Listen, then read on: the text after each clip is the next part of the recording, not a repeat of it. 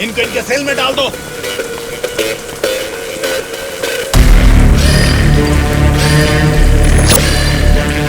हाँ जेलर साहब। यो बादशाह, तुम और 10 लोगों को भेजोगे ना तो भी जेल में उस दुर्गा को नहीं मार सकोगे। क्या हुआ जेलर साहब? क्या हुआ है? तुमने जिन 10 लोगों को भेजा उन्हें उसने कुत्ते की तरह पीटा। मुझे तो लगता नहीं है उनमें से एक भी जिंदा बचेगा। आइंदा जेल के अंदर ऐसी बचकानी हरकत मत करना। जेल के बाहर ही निपटाओ। प्लानिंग जेल के बाहर करो। रखो फोन।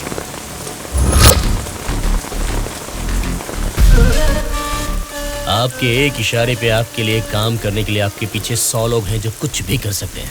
उनको ठुकरा के इतनी भारी बारिश में अगर आप मुझे ढूंढते हुए आए हैं तो मैं समझ सकता हूँ मैटर कितना सीरियस है। बोलिए बादशाह आपके लिए क्या कर सकता है? राज्य भर में जीतने वाले उन इंडिपेंडेंट कैंडिडेट्स के ऊपर हमें जल्द से जल्द ग्राउंड लेवल पर काम शुरू करना होगा। विपक्षी पार्टी कोशिश करे उससे पहले हमें ही उनको खरीदने की कोशिश करनी है।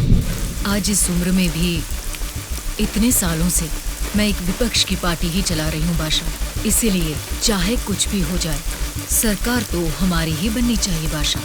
आपकी बात सही है मैडम, लेकिन इस दरमियान सरकारी पार्टी से मिला हुआ वो गुंडा दुर्गा हमारी तरफ आने वाले इंडिपेंडेंट्स को अपनी तरफ नहीं खींचेगा, इसकी क्या गारंटी है? काटने वाले कुत्ते को बांध के रखते हैं, इसीलिए इस बार उसके ऊपर नॉन बेलेबल केसेस लगवाकर उसे जेल में बंद रखा है। इसका मतलब हमारे लिए कोई खतरे की बात नहीं है ना मैडम? इस काम को अंजाम देने के लिए तुम्हें एक काम करना होगा। क्या करना है बोलिए मैडम। सेंट्रल जेल में एक कैदी है।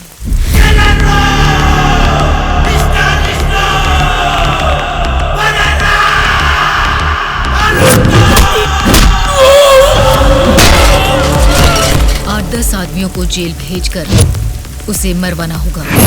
नाम क्या है उसका? दुर्गा।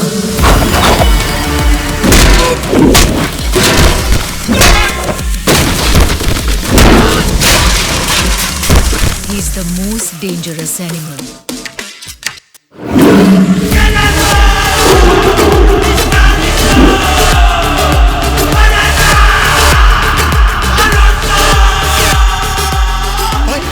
हमारी कोई मार रहा है।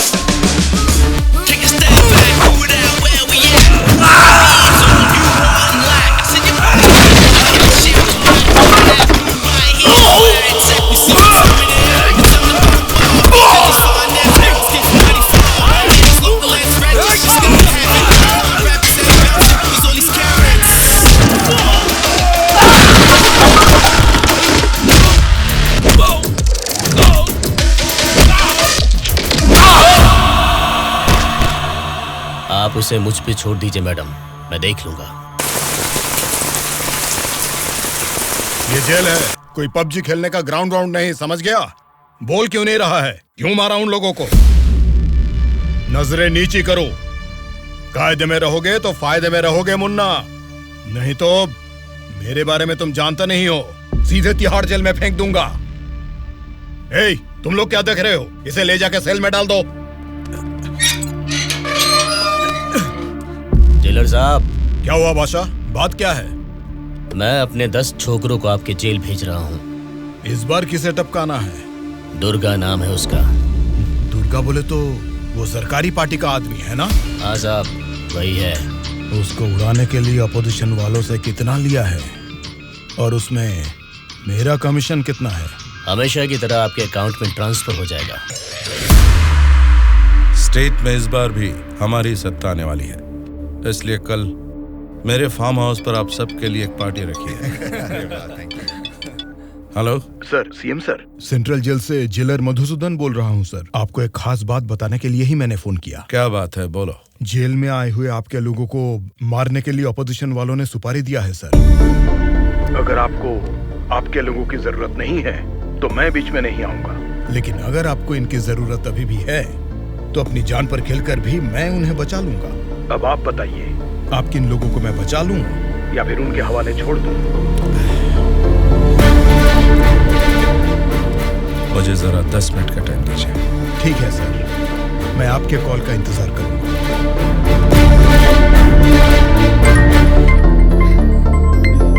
Just a second, baby.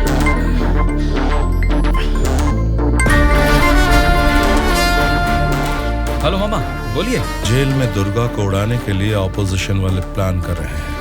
वो अभी भी हमारे लिए कोई काम का है क्या? अरे मामा, अब पूरा काम उसी के हाथ में है मामा। अगर हाथ पर हाथ धरे बैठे रहे तो वो पार्टी फिर से सत्ता में आ जाएगी, तो फिर वो हमारे किस काम का रहेगा? इस बार जैसा आप सोच रहे हैं, सत्ता हमारे हाथ में नहीं है मामा। 70% उन्हीं के फेवर में है। ये बात तुझे कैसे पता? इलेक्शन सर्वे रिपोर्ट्स में वो हमसे ज्यादा स्ट्रॉन्ग है मामा। अगर वोट्स काउंटिंग में भी वो हमसे आगे निकले तो हमें कुछ और एमएलएस की जरूरत पड़ेगी मामा। अब उनको धमका के डरा के हमारी पार्टी में लाने के लिए हमारे लिए दुर्गा ही लास्ट ऑप्शन है मामा। And he is the most powerful weapon we have today. और हमारे धंधे में तो गधे को भी बाप बनाना पड़ता है। और हमें अगर गवर्नमेंट फॉर्म करना है तो किसी भी हाल में हमें दुर्गा चाहिए मामा। इलेक्शन रिजल्ट जब तक डिक्लेयर नहीं होते, जेल में मेरे आदमी का बाल भी बांका नहीं होना चाहिए। वो सब आप मुझ पर छोड़ दीजिए, मैं देख लूंगा। लेकिन आपके आदमियों को प्रोटेक्ट करना है तो बहुत बड़ा अमाउंट खर्च हो सकता है सर। वो मैं देख लूंगा। सर, मेरा एक छोटा सा डाउट है सर। क्या डाउट है? आपने दुर्गा को मरवाने के लिए पैसे लिए थे ना, अब बचाने के लिए पैसे ले रहे हैं। ये बात मेरे पल्ले नहीं पड़ी सर, मुझे थोड़ा कंफ्यूजन हो रहा है। पागल कहीं। इसी को अंग्रेजी में पॉलिटिक्स बोलते हैं और हमारी भाषा में बोलते हैं राजनीति, समझे?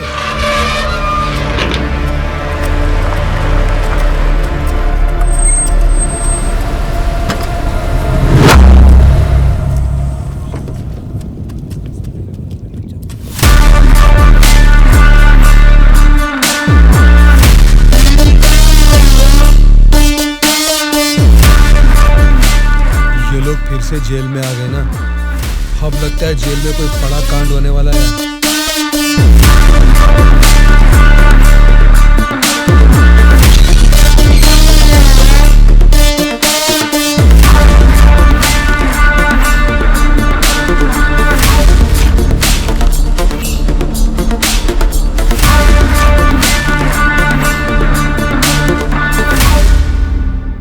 उसे कब मारने का सोचा है? हो सके तो आज ही।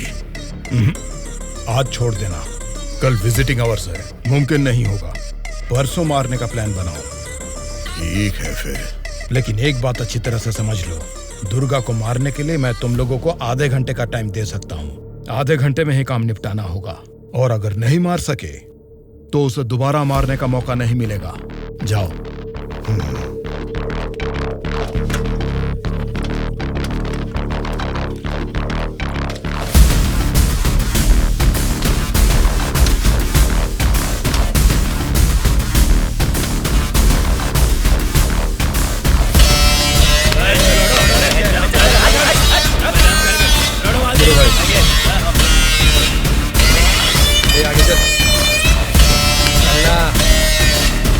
पता नहीं क्या।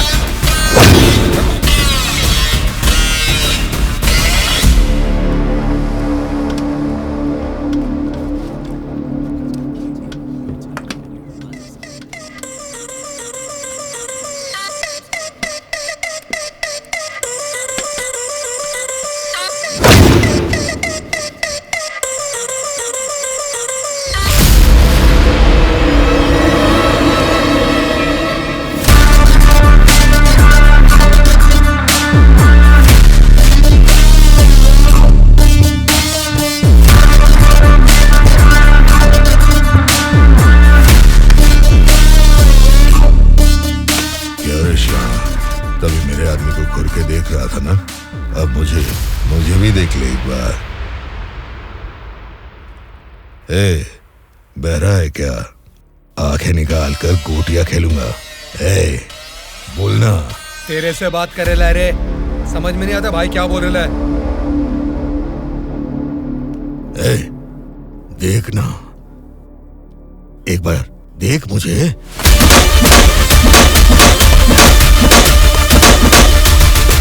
मेरे बारे में तुम जानता नहीं हो, सीधे तिहाड़ जेल में फेंक दूंगा।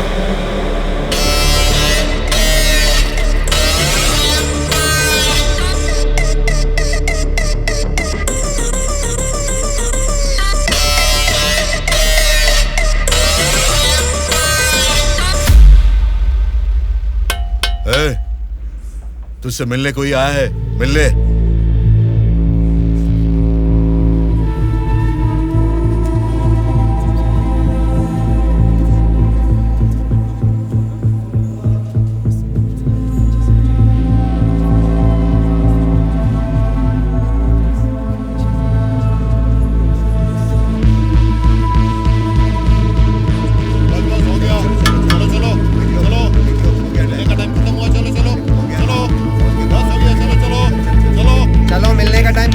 चलो निकलो यहाँ से, चलो टाइम हो गया। चल शिवा तू निकल, मैं बाद में ध्यान रख अपना।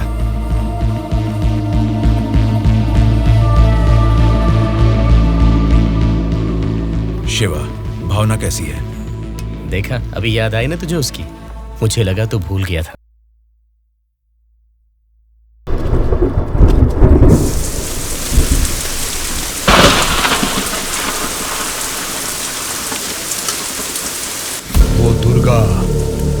वॉशिंग एरिया में है, बिना गड़बड़ किए उसे टपका देना।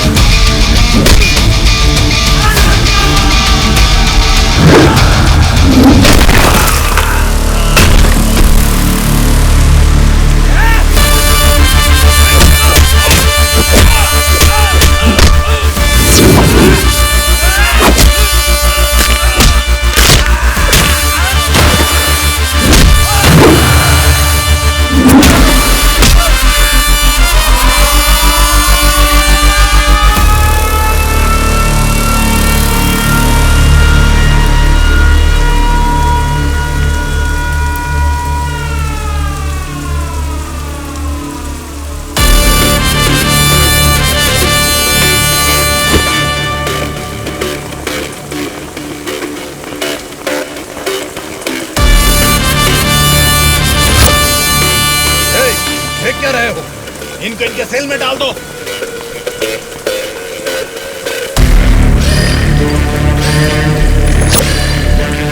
हाँ जेलर साहब। यो बादशाह, तुम और 10 लोगों को भेजोगे ना तो भी जेल में उस दुर्गा को नहीं मार सकोगे।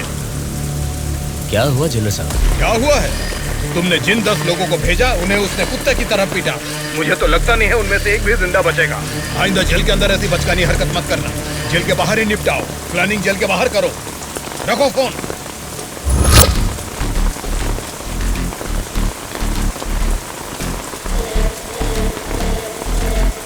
आपने जो यकीन मेरे ऊपर किया था मैं उससे निभा नहीं पाया मैडम।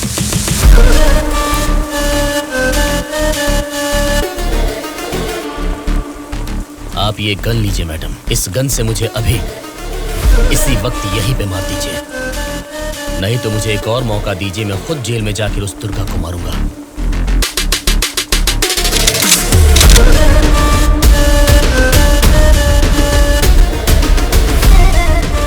अगले हफ्ते इलेक्शन के रिजल्ट आने वाले हैं। अगर रिजल्ट मेरी फेवर में नहीं आए तब बताऊंगी कि तुम्हें किसको मारना है।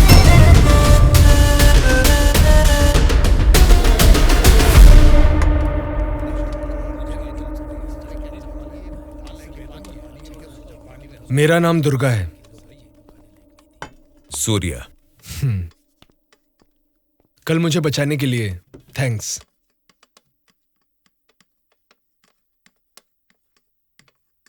तुम्हारे बारे में सुना था, तुम किसी मर्डर केस में जेल आए हो।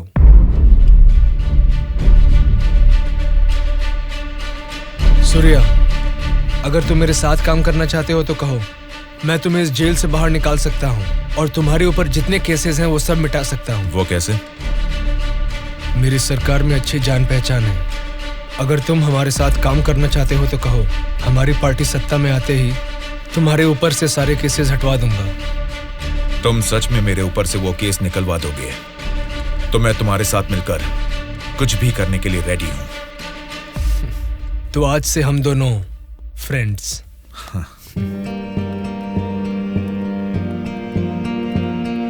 अच्छा, उस दिन वो लोग तुम्हें मारना क्यों चाह रहे थे? ऑपोजिशन वाले तो मुझे कई दिनों से मारने की कोशिश कर रहे थे, क्योंकि उन्हें इस बार जेल में मौका मिल गया, इसीलिए वो मुझे मारने आ गए।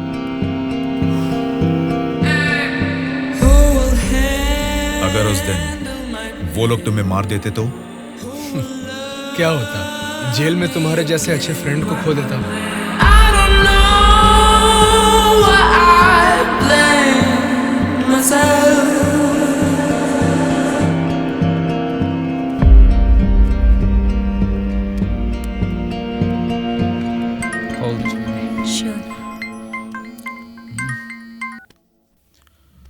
हेलो, मैं दुर्गा बोल रहा हूँ। बोलो दुर्गा। यहाँ जेल में मैं एक आदमी से मिला। किसी छोटे मोटे मर्डर केस में अंदर आया है, लेकिन उसकी हिम्मत अलग ही लेवल की है भाई। वो तो ठीक है, लेकिन क्या वो हमारे काम आएगा? बेशक वो हमारे काम आएगा भाई। ठीक है, इस बार इलेक्शन रिजल्ट्स अगर हमारे फेवर में नहीं आए तो तुम्हें बाहर आना पड़ेगा। ठीक है भाई। तब मैं मामा से बात करके तुम्हारे साथ उसको भी बाहर लाने का प्लान करूंगा।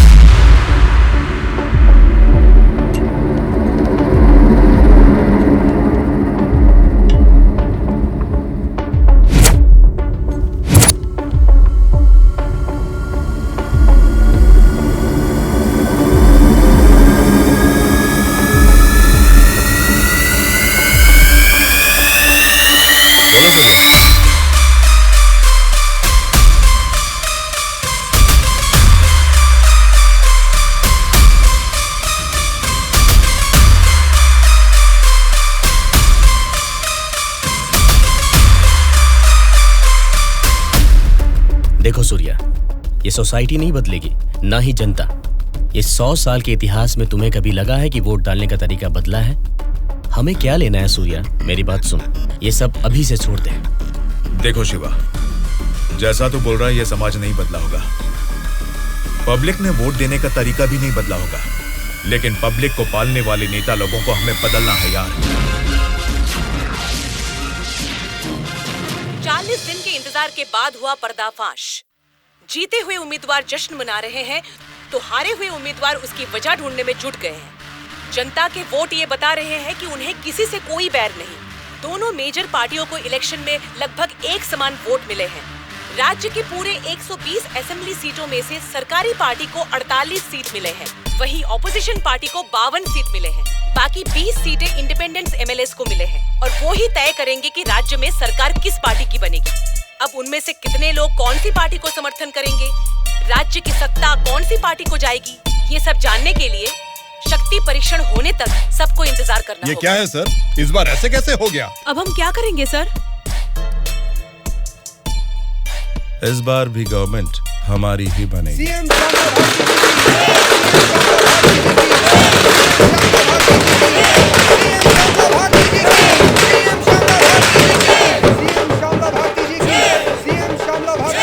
मैडम, इस बार सरकारी पार्टी से आपकी पार्टी लीड में है। इस बारे में आपका क्या कहना है?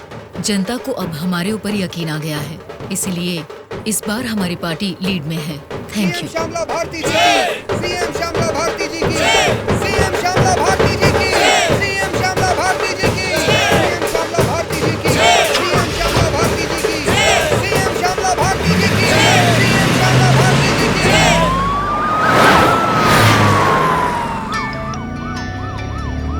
मैडम, सीएम राम मोहन राव जी का फोन आया है। बोलिए एक्स सीएम राम मोहन राव जी, कैसे लगे आपको इस बार के इलेक्शन के नतीजे? इस बार 4 सीट आपको ज्यादा मिली है, ऐसा सोचकर ये मत समझिए कि जीत आपकी हुई है। मिस श्यामला भारती जी, आपको सरकार बनाने के लिए आपकी पार्टी का और 10 एमएलए की जरूरत है। अगर 10 एमएलए को खरीद लिया तो भी 10 दिन के अंदर शक्ति परीक्षण के लिए उनका वहाँ होना बहुत जरूरी है। तो जाहिर है कि आपकी पार्टी को मेरी पार्टी से भले 4 सीटें ज्यादा आई है या मेरी पार्टी को 4 सीटें कम आई है, तो भी आखिर में असेंबली में आपकी जगह हमेशा की तरह विपक्ष में ही रहेगी। ये बात मत भूलिएगा मिस श्यामला भारती जी। ठीक है राम मोहन राव जी, इस बार संसद में हम विपक्ष में रहेंगे या आप विपक्ष में रहेंगे, देखते हैं। Good luck.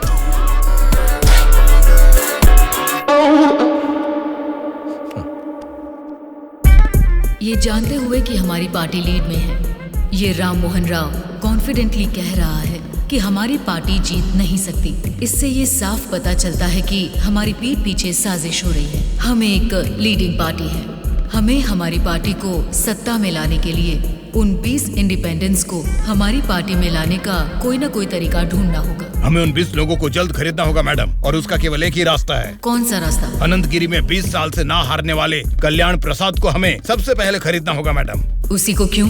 वही किंग मेकर है मैडम। जितने भी 20 इंडिपेंडेंट उम्मीदवार है वो सब उसी के हाथ में रहते हैं। तो फिर जल्द से जल्द बुलवाइए उसे। कल्याण प्रसाद को फोन करके कहो कि तुरंत मेरे फार्म हाउस पर आकर मुझसे मिले। ओके? ठीक है सर।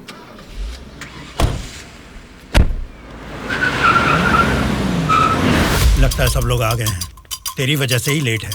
हाँ रुको रुको। नमस्कार मैडम।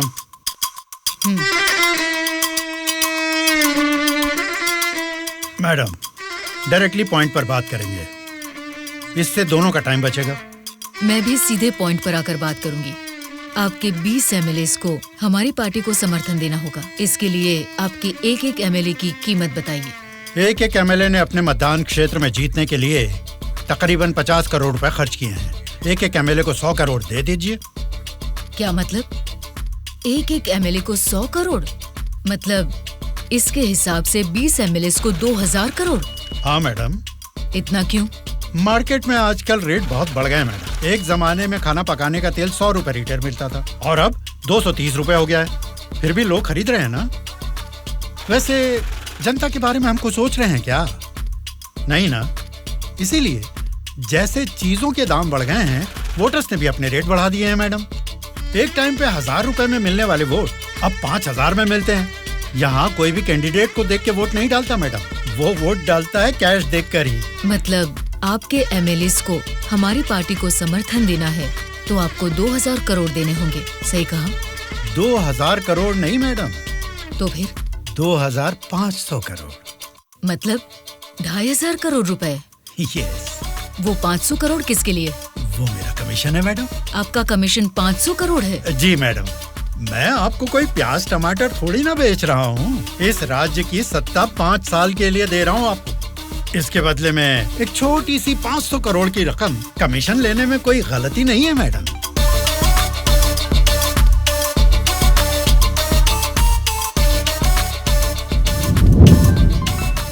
सत्ताधारी पार्टी का फोन। अगर मेरा प्रपोजल आपको जमता है तो फोन काट दूंगा, और नहीं तो इस बार फिर से उन्हीं की सरकार बनेगी। सोच लीजिए। सर, कल्याण प्रसाद जी मेरा कॉल कट कर रहे हैं सर। फिर से ट्राई करो। Okay sir.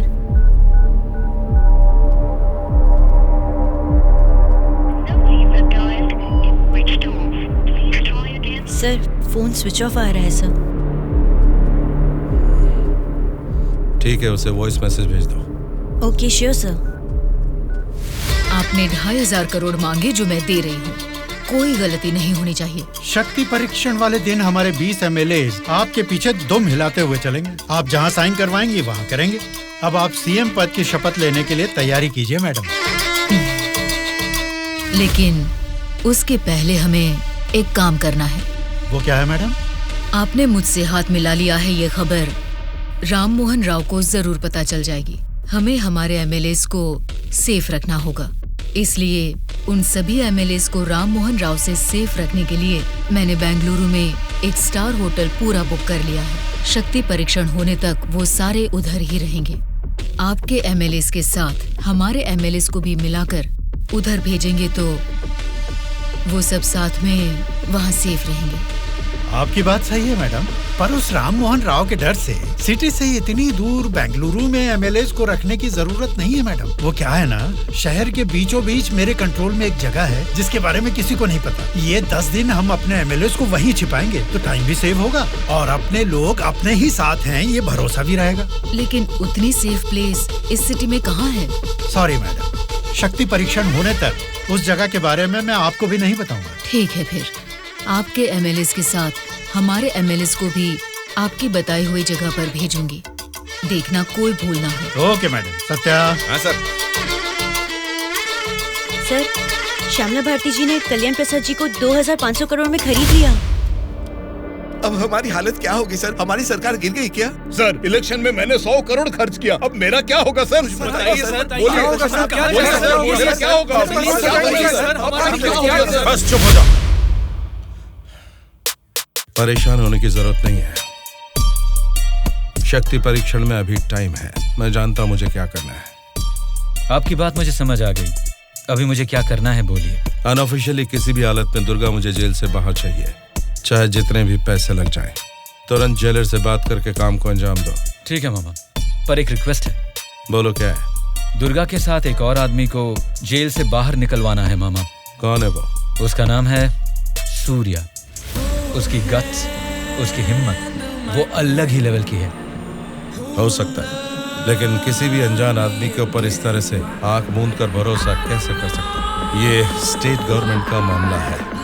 अगर कुछ गलत हो गया तो मेरा पूरा पॉलिटिकल करियर खत्म हो जाएगा। मेरा यकीन कीजिए मामा, हमारे गवर्नमेंट को गिरने से बचाने के लिए इस ऑपरेशन में दुर्गा से ज्यादा वो ही एक्टिवली काम करेगा। ठीक है, अगर तुम उसकी इतनी तारीफ कर रहे हो तो काम खत्म होते इन दोनों को फिर से जेल में डाल दूंगा। मैं भी उससे जरूर मिलना चाहूंगा।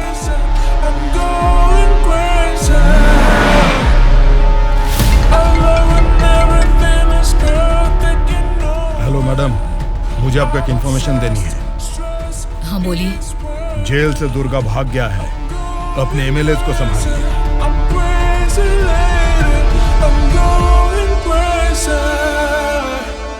इनको अभी छोड़ के आपने वो पार्टी को इन्फॉर्मेशन क्यों दे दिया सर? वो लोग आपस में लड़के मरेंगे तो ही ना हम जैसे लोग सेफ रहेंगे।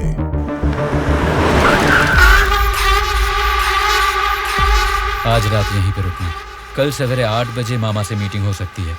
कॉल आते ही यहाँ से निकल जाना। मैडम, कल रात ही मैंने अपने सभी लोगों को सेफ जगह पर शिफ्ट किया है और यहाँ वो सारे लोग बहुत ही एंजॉय कर रहे हैं। वो ठीक है, पहले मेरी बात सुनिए। बोलिए मैडम। सरकारी पार्टी वाले जेल से उस दुर्गा को बाहर लेकर आए हैं, ये इन्फॉर्मेशन आई है। मैं नहीं जानती तुम क्या करोगे, लेकिन हमारे सभी एमएलए सेफ रहने चाहिए। मैडम, दुर्गा जैसे 10 लोग भी जेल से बाहर आ जाए ना, तो भी हमारे एमएलए कहाँ है पता लगाना मुश्किल है। फिर भी सामने वाली पार्टी प्लान कर रही है, तो इसका मतलब हमें संभल के रहना है। आप टेंशन मत लीजिए, शक्ति परीक्षण होने तक उनको ही नहीं, आपको भी आपके एमएलए कहाँ है पता नहीं चलेगा। ऐसा प्लान किया है। ठीक है, जो भी करो संभाल कर। इलेक्शन रिजल्ट के बारे में इस बार भी मेरा अंदाजा गलत निकला। लगता है सत्ता हाथ से जाने वाली है। तुम दोनों को क्या करना है ये तुम सोचो, चाहे जितने पैसे खर्च हो जाएं, लेकिन उस श्यामला ने जिन 20 इंडिपेंडेंट एमएलएस को खरीदा है वो किसी भी तरह मुझे चाहिए। तुम लोगों का क्या प्लान है, बताओ क्या करोगे? उन सबको किडनैप करेंगे सर। किडनैप? हाँ सर। 20 एमएलएस को किडनैप करना तुम्हें स्कूल के बच्चों को किडनैप करने के जैसा लग रहा है क्या? 20 एमएलएस नहीं सर, ऑपोजिशन एमआईयू को मिलाकर पूरे 72 एमएलएस हैं सर। क्या 72 लोग? आपकी पार्टी से जीते हुए 48 एमएलएस के साथ पूरे 120 एमएलएस को आपके बेंगलुरु वाले फार्म हाउस में बिना बंदी बनाए इस बार आप सीएम नहीं बन सकते हैं सर। ऑपोजिशन एमएलएस तक तो ठीक है, लेकिन हमारे एमएलएस क्यों? वो तो हमारे ही लोग हैं ना। राजनीति में सब कुछ हो सकता है सर, सब कुछ जायज है। सत्ता का पलड़ा जिस तरफ है वो उस तरफ चले जाएंगे। यहां जीतने से ज्यादा सत्ता जरूरी है सर। अभी की सिचुएशन में अपने एमएलएस को हमें ही बचाना है सर, इसलिए हमें उनके साथ हमारे एमएलएस को भी बंदी बनाना ही होगा सर। तुम्हारा प्लान सुनने में तो ठीक ही लग रहा है, लेकिन ऑपोजिशन एमएलएस को किडनैप कैसे करोगे? यह मुमकिन है क्या? सत्ता की जंग हर कोई जीतना चाहता है, पर जीत सिर्फ एक की ही होती है और उसी को वीर कहते हैं। मैंने आपको जिसके बारे में बताया था ये वही है सर। तो जरा बताओ कि शुभ काम का मुहूर्त कब है? इस शुक्रवार को ही आपके सभी एमएलएस को बस में बिठा के दुर्गा को सौंप दीजिए। दुर्गा उनको बेंगलुरु हाईवे के एक ढाबे पर लेकर आएगा। इसी बीच ऑपोजिशन के सभी एमएलएस को किडनैप करके लाने का जिम्मा मेरा होगा। गुड। तुम्हारे प्लान के साथ तुम्हारा कॉन्फिडेंस भी मुझे अच्छा लगा।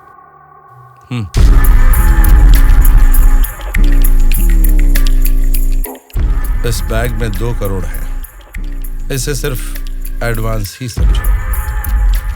जैसा सोचा है, अगर काम वैसा ही हुआ तो तुम्हारे ऊपर जितने भी केस हैं उनको हटाने के साथ ही इस तरह के कई बैग्स तुम्हें मिलेंगे। इस बार भी आप ही सीएम पद की शपथ लेंगे, उसके लिए तैयार रहिए।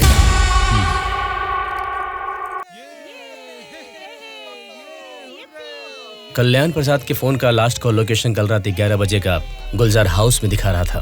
तभी से लेके अब तक वो किसी के टच में नहीं है।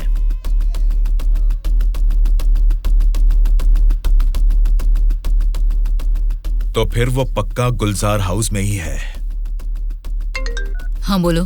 मैडम, आपके लिए एक बैड न्यूज है। गुलजार हाउस में ठहरे हुए आपके सभी एमएलएस को सत्ता वाली पार्टी के लोग किडनैप करने की कोशिश कर रहे हैं।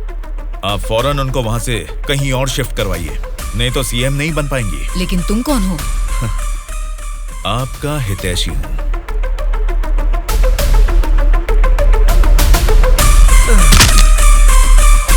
चलिए बैठिए आप लोग अंदर।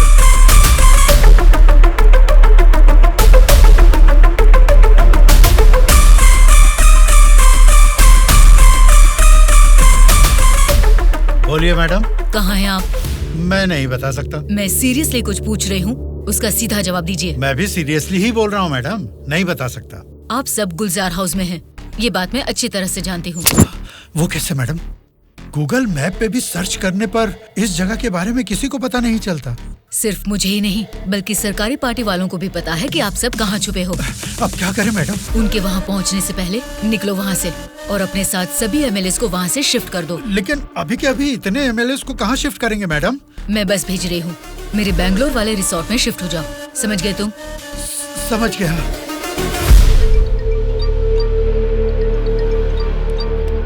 जी मैडम। बादशाह, तुम्हें मेरा एक काम करना होगा।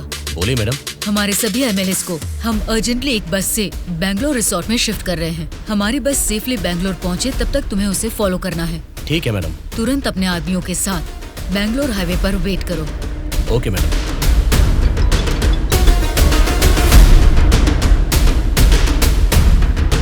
हेलो मैडम, मैं ट्रैवल एजेंसी का बस ड्राइवर बोल रहा हूँ मैडम।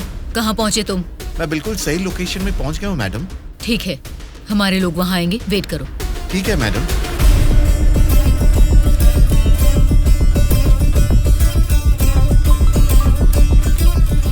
हाँ बोलिए मैडम। बस आ गई है, आप सब तुरंत वहाँ से निकल जाइए। ठीक है मैडम। बस आ गई है, चलिए सब लोग बस में बैठिए।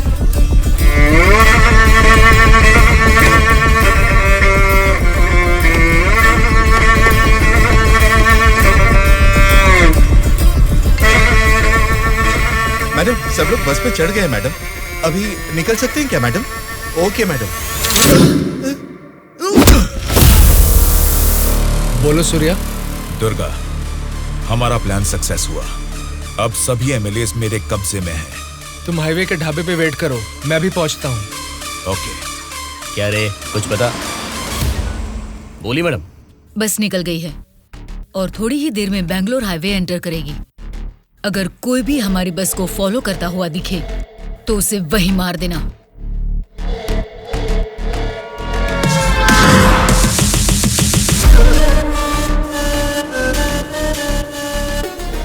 मैडम, हमारे एमएलएस की बस अभी सामने से क्रॉस हो गई है। तुम ध्यान से हमारी बस को फॉलो करना, ठीक है? ठीक है मैडम। ए चलो रे।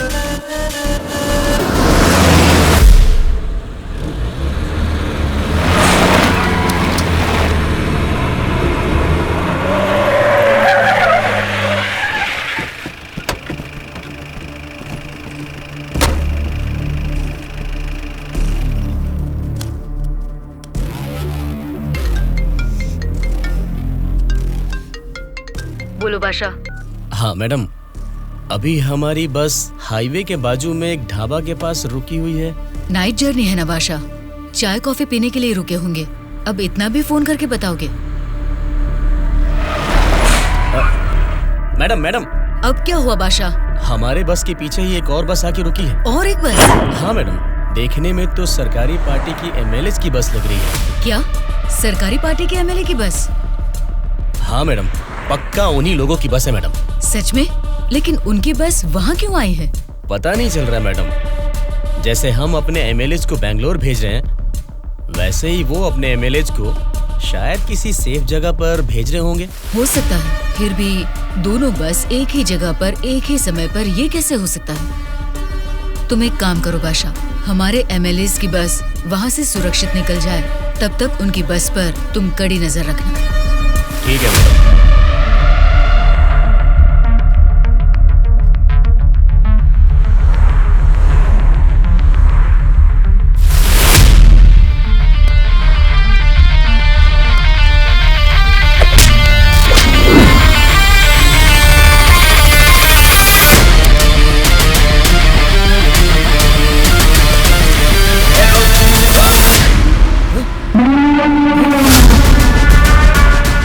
बोलो बादशाह। हमारे बस ड्राइवर ने सरकारी पार्टी के बस ड्राइवर दुर्गा को मार के उनकी बस को भी हमारे बस ड्राइवर ही ड्राइव करके ले जा रहे हैं मैडम। व्हाट? उनकी बस को हमारे ड्राइवर क्यों ले गए हैं? मुझे भी कुछ समझ में नहीं आ रहा मैडम। ठीक है, मैं अपने ड्राइवर को फोन करके पता लगा लूंगी। पहले तुम हमारी बस को फॉलो करो। Okay madam. Hello madam. Anwar, क्या कर रहे हो तुम लोग? कुछ लोग आके मुझे मार के हमारी बस को लेके गए मैडम। बोली मैडम। बादशाह, वो लोग अपने ड्राइवर नहीं हैं, कोई क्रिमिनल्स हैं। उनका पीछा करो। Stop them right now. ठीक है मैडम।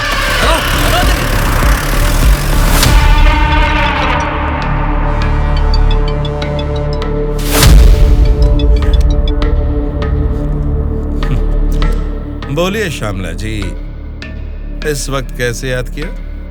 बड़े रिलैक्स्ड मूड में लग रहे हैं आप। एक शॉकिंग न्यूज सुनाऊं आपको? बताइए, क्या है वो?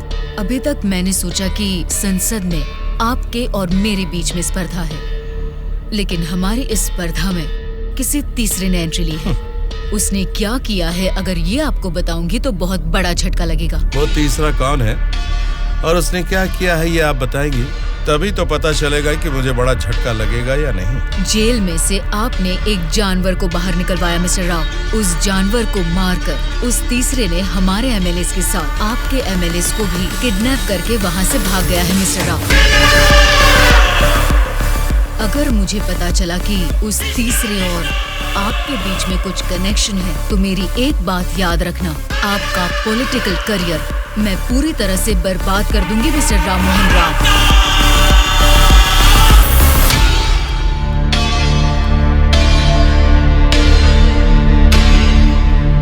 क्या हुआ मामा? उस दुर्गा को कॉल कर।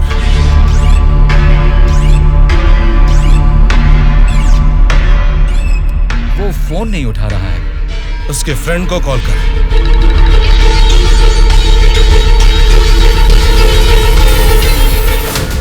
मेरे पॉलिटिकल करियर में ये फर्स्ट टाइम है जब मैंने किसी पर यकीन करके धोखा खाया। बोल कौन है रे तू? बोला था ना, ये सत्ता की जंग हर कोई जीतना चाहता है, लेकिन किसी एक को ही जीत मिलती है, उसी को वीर कहते हैं। अब वो जंग शुरू हो चुकी है। वीर कौन है और वो जंग किस मकसद से कर रहा है, आगे आगे तुमको सब समझ में आएगा। तब तक के लिए wait and C.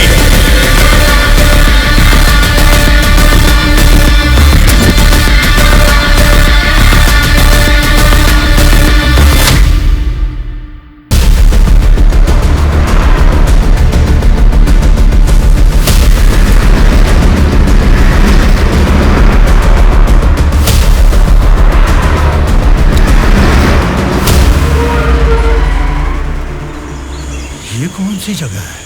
Bengaluru resort बोले थे, गलती से किसी और रूट में तो नहीं आ गए? घना जंगल लग रहा है ये तो।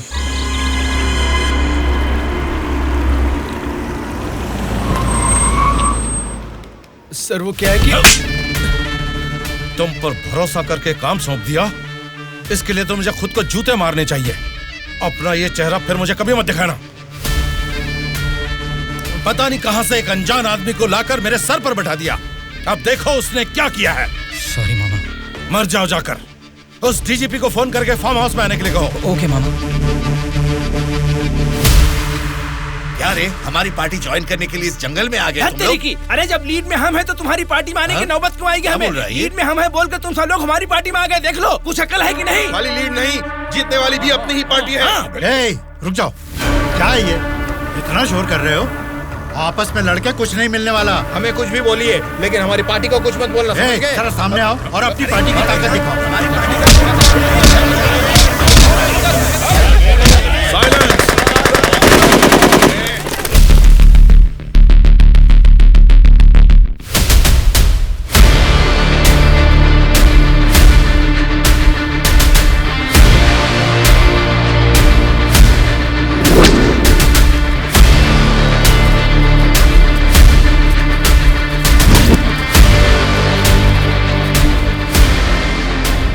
क्या सोच रहे हो? जैसे जी में आ रहा चिल्ला रहे हो, अपनी मर्जी से आपस में लड़ रहे हो। ये तुम्हारी असेंबली नहीं है, ये जंगल है। मेरा जंगल, मेरा जंगल, मेरा जंगल। यहाँ कोई स्पीकर नहीं होगा, माइक नहीं होगा, ना ही वॉकआउट होगा। हम सब हाईवे से तकरीबन 250 किलोमीटर की दूरी पर घने जंगल में हैं। बेटा, तुम लोग नेक्सलाइस्ट हो, माओइस्ट हो, टेररिस्ट हो, कौन हो बेटा तुम लोग? वो सब कहां से पैदा हुए हैं?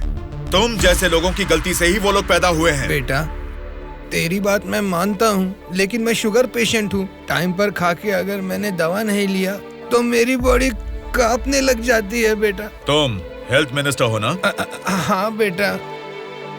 तुम्हारे पास बड़े हॉस्पिटल्स हैं, फिर भी तुम्हें ये सब बीमारियां हैं, तो तुम पब्लिक का भला कैसे करोगे? बेटा, हमारे पेट में चूहे दौड़ रहे हैं, पहले कुछ खाने के लिए तो दे दीजिए।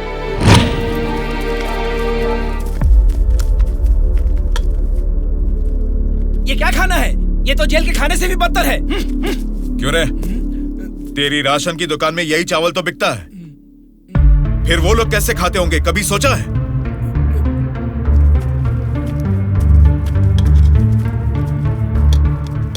बस बेटा बस, चावल खाने में कमी ही करनी चाहिए, ज्यादा नहीं खाना चाहिए। अच्छा, तो फिर इतनी जायदाद कैसे बना ली? उसमें भी तो कमी कर सकते थे, पर उसमें तो करोगे नहीं।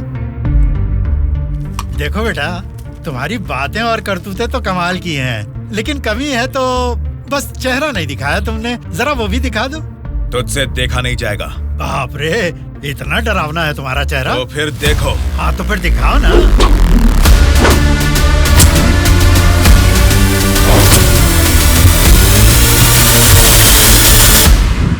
हमारी जिंदगी को लक्ष्य देता है ये महाविद्यालय, हमारे भविष्य को भी रचता है ये विद्यालय। स्वामी विवेकानंद ने कहा था कि देश का भविष्य युवा पीढ़ी के हाथों में है, लेकिन युवा होने के नाते हम क्या कर रहे हैं? देश के भविष्य से मुझे क्या करना है, ऐसा बोलकर हम खुद ही को स्वार्थी बनाते जा रहे हैं। मतलब हमारा पढ़ाई करना, नौकरी करना स्वार्थ है क्या? प्रॉब्लम पढ़ाई के बारे में या जॉब के बारे में नहीं है बेटा, तो फिर देश के भविष्य के बारे में ना सोचना ही प्रॉब्लम है। इसीलिए तो हर 5 साल में हम वोटिंग करके नेता लोगों को चुनते हैं, ये सब काम तो उनका है। वही तो हम लोगों की गलती है, वोट देते हैं और भूल जाते हैं। एक स्टूडेंट की हैसियत से फैसला करना आपके हाथ में नहीं है, लेकिन बेहतर समाज का निर्माण करने का सामर्थ्य आप में है।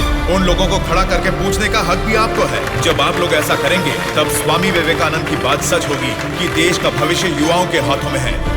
जाल खरीदने के लिए पैसे देंगे, नाव खरीदने के लिए लोन देंगे। तुमसे यही वादा इलेक्शन से पहले किया गया था ना, लेकिन अब सत्ता में आकर 4 साल होने के बाद भी एक भी वादा पूरा नहीं किया। इसको आप कब तक सहेंगे और कितने दिन भुगतेंगे? इन एमएलएस को जीतने दीजिए और सवाल कीजिए।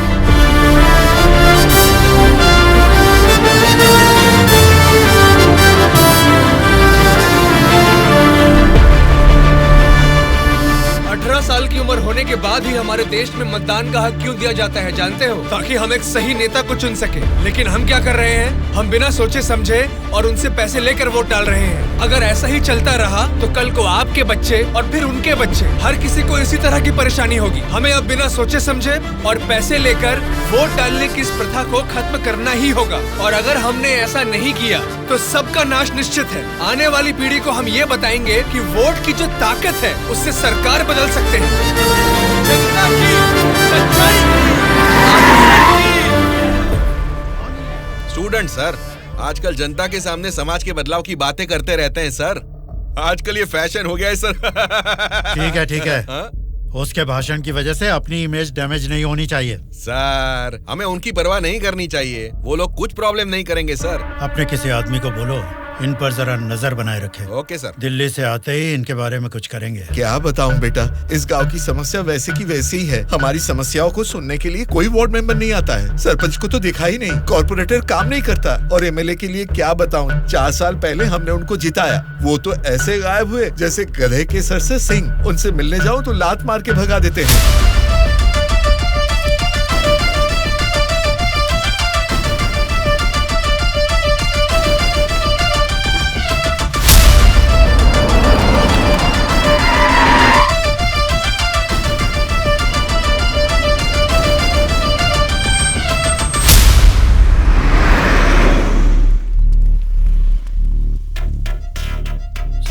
हाँ सर। हम बगल वाली स्टेट में गए थे ना? हाँ सर। तो ये यूएस गए थे, ऐसा फ्लेक्सी क्यों लगा है? हाँ सर। चलो लगे रहने दो सर। फोटो अच्छी है। लगाया किसने इसको? और कौन सर, वो स्टूडेंट्स ही हैं।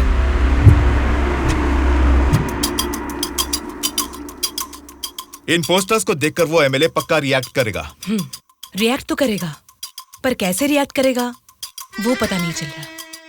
जैसा भी रिएक्ट करें, कोई भी प्रॉब्लम आने दो, हम सबका सामना कर लेंगे साथ में। जैसा आपने सोचा वैसा नहीं होगा। शक्ल से तो पढ़े लिखे लगते हैं, पढ़ाई की है तो नौकरी, अच्छी नौकरी कर लेते। ऐसे पेस्ट लगा के पोस्टर लगाने की गंदी हरकतें क्यों कर रहे हैं आप लोग? ये पॉलिटिक्स के चक्कर में क्यों फंस रहे हैं? ये एक दलदल है, एक बार इसमें उतर गए ना तो फिर इससे बाहर नहीं निकल पाओगे, समझ गए ना? मतलब आपके नजर में वोटर की कोई वैल्यू नहीं? अरे बहुत सही कहा आपने। आपकी नजर में वोटर की बड़ी कीमत है, लेकिन हमें वोट की कीमत पता है। यही फर्क है आपकी और हमारी सोच में। एक बार वोट मिल गया ना, फिर वोटर को कौन पूछता है? 5 साल के लिए हम ही राजा, हम ही मंत्री। मतलब आपसे सवाल करने वाला कोई नहीं है क्या? अब तुम ही बताओ, जो लोग पैसा लेकर वोट डालते हैं उनको सवाल पूछने का अधिकार है? अभी जो भी हो रहा है वो इलेक्शन नहीं है, कलेक्शन है। हम वोट कलेक्ट करेंगे, वो पैसे कलेक्ट करेंगे। एक एक वोट का 5,000, 1.5 लाख वोट हैं, मतलब 75 करोड़। उसके साथ दारू, बिरयानी, नाच गाना, पोस्टर, पब्लिसिटी, इनके अलावा हमारे नेता को मिलने वाले गिफ्ट्स, बाप रे, तकरीबन 150 से 200 करोड़ खर्च होता है। अब इस खर्चे को प्रॉफिट में बदलना है, 200 करोड़ का 1000 करोड़ बनाना है। ये सब करने में ही 5 साल निकल जाएंगे। फिर जनता की सेवा करने का टाइम कहाँ रहेगा? वैसे वोट बेचने वाले की हम सेवा क्यों करें? उसको पूछने का हक नहीं है, क्योंकि उसने तो अपना वोट बेच दिया है। इसलिए मैं तुम लोगों को आखिरी बार बोल रहा हूँ, सड़क छाप गुंडागर्दी से जिंदगी शुरू की थी, अब स्टेट मिनिस्टर हूँ। मुझे फिर से गुंडा बनने पर मजबूर मत करो। इलेक्शन नजदीक आ रहे हैं। पिछली बार वोट के लिए 5,000 मांगे थे, इस बार 10,000 मांगेंगे। हमें इसके लिए तैयार रहना है। यहाँ वोट के लिए ही नहीं, सीट के लिए भी पैसे देने हैं। पार्टी हाईकमांड मेरी परवाह नहीं करेगी तो मुझे बहुत दिक्कत हो जाएगी। मेरे रास्ते से हट जाइए। इसके बावजूद भी अगर किसी ने रोका तो तुम सबकी डेट ऑफ बर्थ तो अलग अलग है, लेकिन डेट ऑफ डेथ एक हो जाएगी, याद रखना। चलता हूँ। डार्लिंग, डार्लिंग, सब अच्छा ही हुआ है। टी स्टेट का एडवांस दे दिया है। अगले महीने इलेक्शन है, उसके बाद रजिस्ट्री होगी। ऊटी टी स्टेट की तुम ही मालकिन हो। तुम्हारा सर देखो। आपकी नजर में वोटर की बड़ी कीमत है, लेकिन हमें वोट की कीमत पता है। एक बार वोट मिल गया ना, फिर वोटर को कौन पूछता है। 5 साल के लिए हम ही राजा, हम ही मंत्री। आज की ब्रेकिंग न्यूज, हम आपके सामने एमएलए कल्याण प्रसाद जी की बेईमानी का खुलासा करने वाले हैं। टीवी देखिए सर। जो लोग पैसा लेकर वोट डालते हैं, उनको सवाल पूछने का अधिकार है। अभी जो भी हो रहा है वो इलेक्शन नहीं है, कलेक्शन है। तो तुम सबकी डेट ऑफ बर्थ तो अलग अलग है, लेकिन डेट ऑफ डेथ एक हो जाएगी, याद रखना। खुद कल्याण प्रसाद जी के मुंह से ये बातें सुनने के बाद उन्हें मिनिस्टर के पद से ही नहीं, बल्कि पार्टी के हाई कमांड ने उन्हें पार्टी से भी सस्पेंड कर दिया है। आपको बिना बताए पद से निकाल दिया, ये तो नाइंसाफी है सर। क्या नाइंसाफी है रे? हाँ, मैं एक बड़ा बदमाश हूँ, ऐसा ही बोलकर इन्होंने वीडियो में मान लिया। सब लफंगे लोगों के ये बड़े नेता हैं। लो खाओ, सब ठूसो। और काम भी क्या है? खाना और सोते रहना। और बचा ही क्या है? बाप रे बाप, कितने सपने दिखाए थे। ऊटी में टी स्टेट लूंगा, कर्नाटक में कॉफी स्टेट लूंगा, अगली इलेक्शन में जीतूंगा तो मैं होम मिनिस्टर बनूंगा, तुम होम मिनिस्टर की बीवी बनोगी, बाद में सीएम और मैं सीएम की बीवी। क्यों जी, तुम तो मुझे सीएम की बीवी बनाना चाहते थे, तुम तो खुद ही सीएम नहीं बन पाए। अभी देखो, नालायक की बीवी बनकर बैठी हूँ यहाँ पर। मैं सोच रही थी सीएम की बीवी बनने के लिए क्या करना पड़ेगा। देखते क्या हो जी, बताओ ना क्या करना है। बहुत बोल चुके हो, आप जाओ।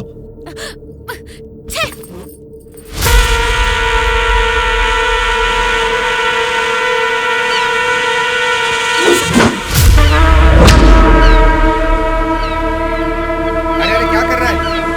निकाल उसे। माफ कीजिए सर, अपने लोग हैं, मछली पकड़ना सीख रहे हैं, गलती से आपके ऊपर गिर गया। आप जाइए सर।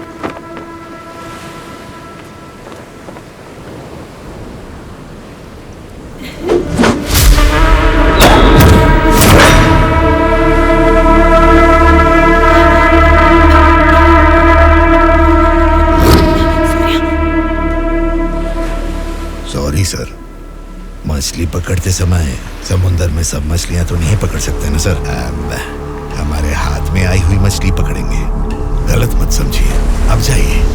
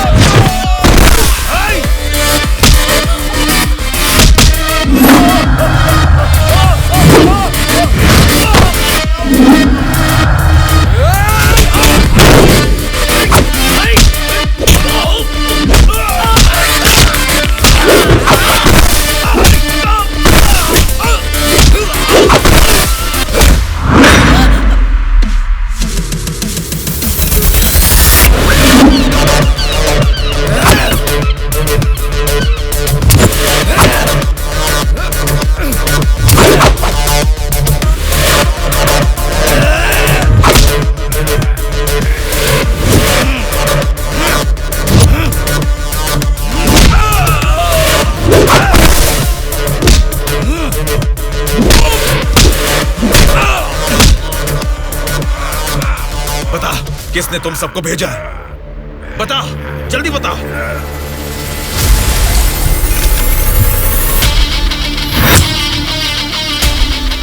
इतना हैरान क्यों है? मरा हुआ आदमी तेरे सामने जिंदा कैसे खड़ा है, यही सोच रहा है ना तू? मुझे मारना तेरे बस की बात नहीं है, ना ही तेरे बाप से हो पाएगा। वोट देना हर एक का हक है, उसे पैसे देकर मत खरीदो।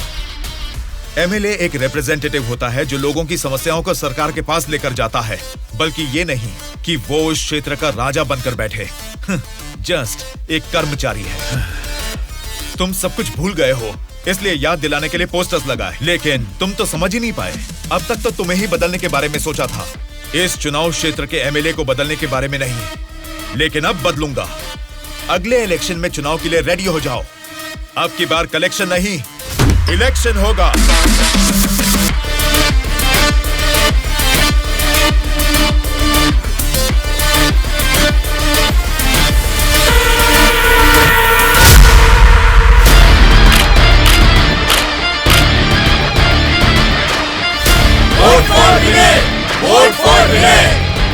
इसका नाम विनय है। अब हमारे चुनाव क्षेत्र से इंडिपेंडेंट उम्मीदवार के रूप में कल्याण प्रसाद जी के सामने खड़ा हो रहा है। यही पैदा हुआ है, आपकी तकलीफें जानता है। पैसे देकर आपका वोट नहीं खरीदेगा, लेकिन आपके द्वारा डाले गए हर एक वोट को इंसाफ दिलाएगा। इसे जिताकर तुम सब जीतना चाहते हो, या फिर उस कल्याण प्रसाद को वोट डालकर अगले 5 साल के लिए गुलाम बनकर जीना चाहोगे? ये आपकी मर्जी है। भैया, अभी तक पैसे लेके वोट देते थे, लेकिन अब भले काम के लिए वोट देंगे हम। अभी तक हमें कोई ऐसा नहीं मिला जो हमारा साथ दे। आप खड़े हो भैया, इस बार हम वोट आप ही को देंगे।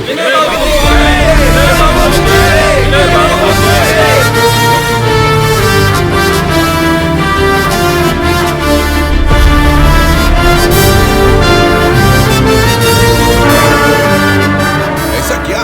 यहाँ आप लोग बैठकर ताश खेल रहे हैं और वहाँ आपके सामने दूसरा लीडर खड़ा हो रहा है। देखो, पैसे लेकर वोट डालने वाली जनता के रहते हैं, इनकी परवाह नहीं करनी है। आपका बोया हुआ पेड़ आपको ही छांव देगा। आपका डाला हुआ वोट भविष्य का फैसला करेगा। अब किसे वोट देना है, ये आप ही तय कीजिए।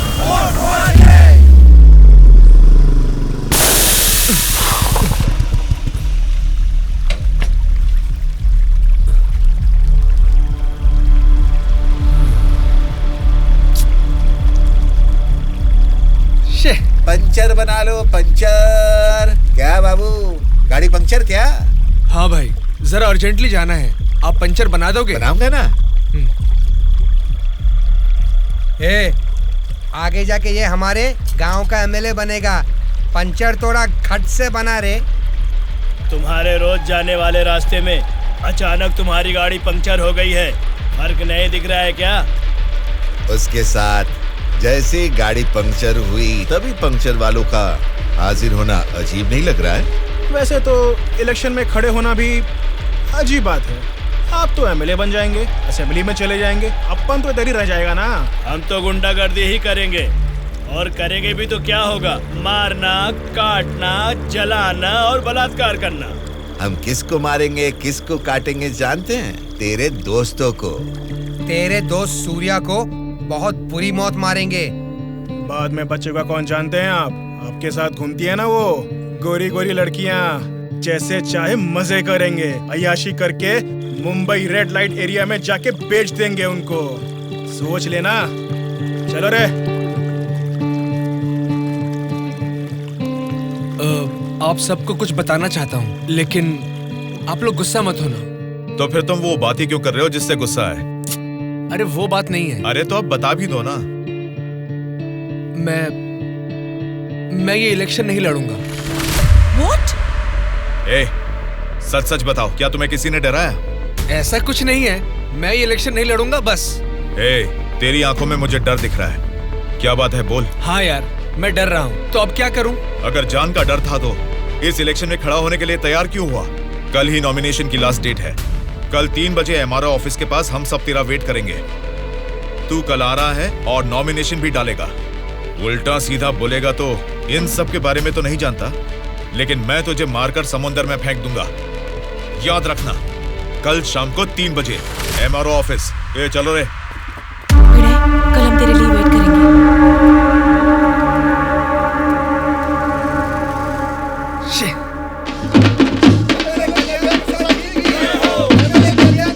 पता नहीं कहाँ कुछ समझता क्या है वो? Phone is not reachable, message भी नहीं जा रहा।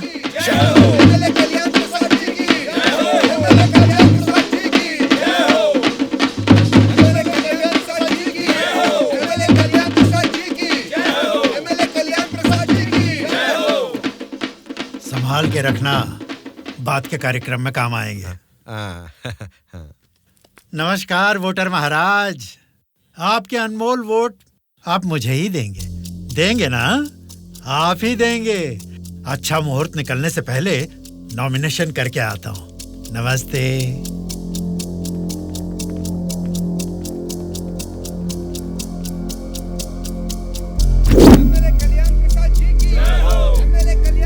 विनय को फिर से कॉल करो। इतना टाइम हो गया अभी तक नहीं आया। छोटे भाई, आपका कैंडिडेट अभी तक नहीं आया ना? राहु काल शुरू हो चुका है।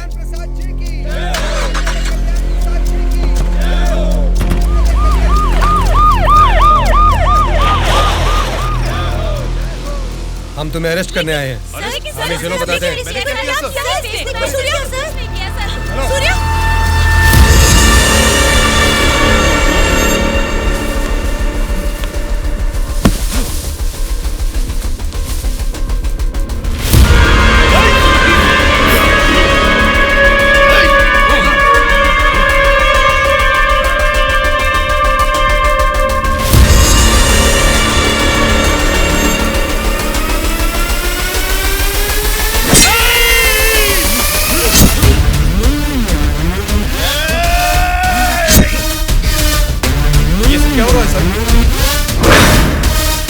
पैर रख अपना।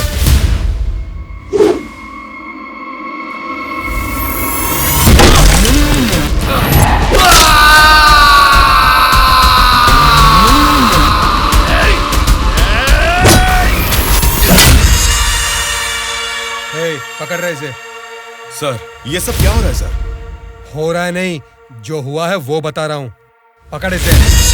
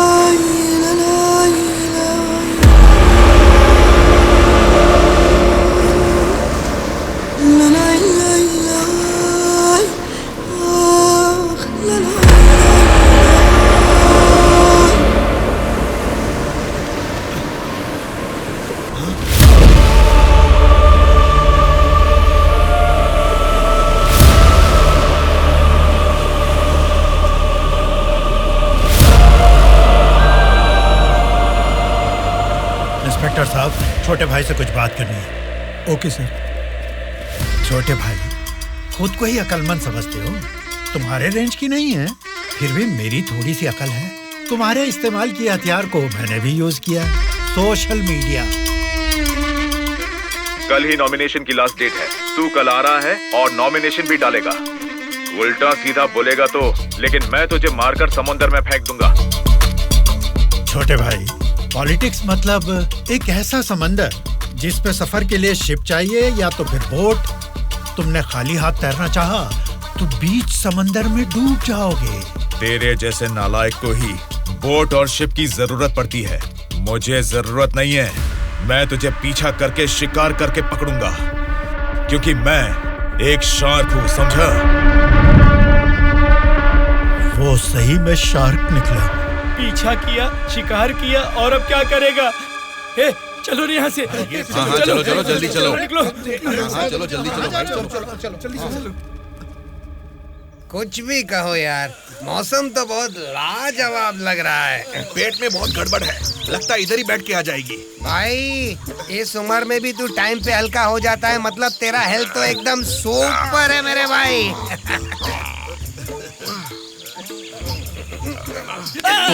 मेरा पेट गड़बड़ चल रहा है यार।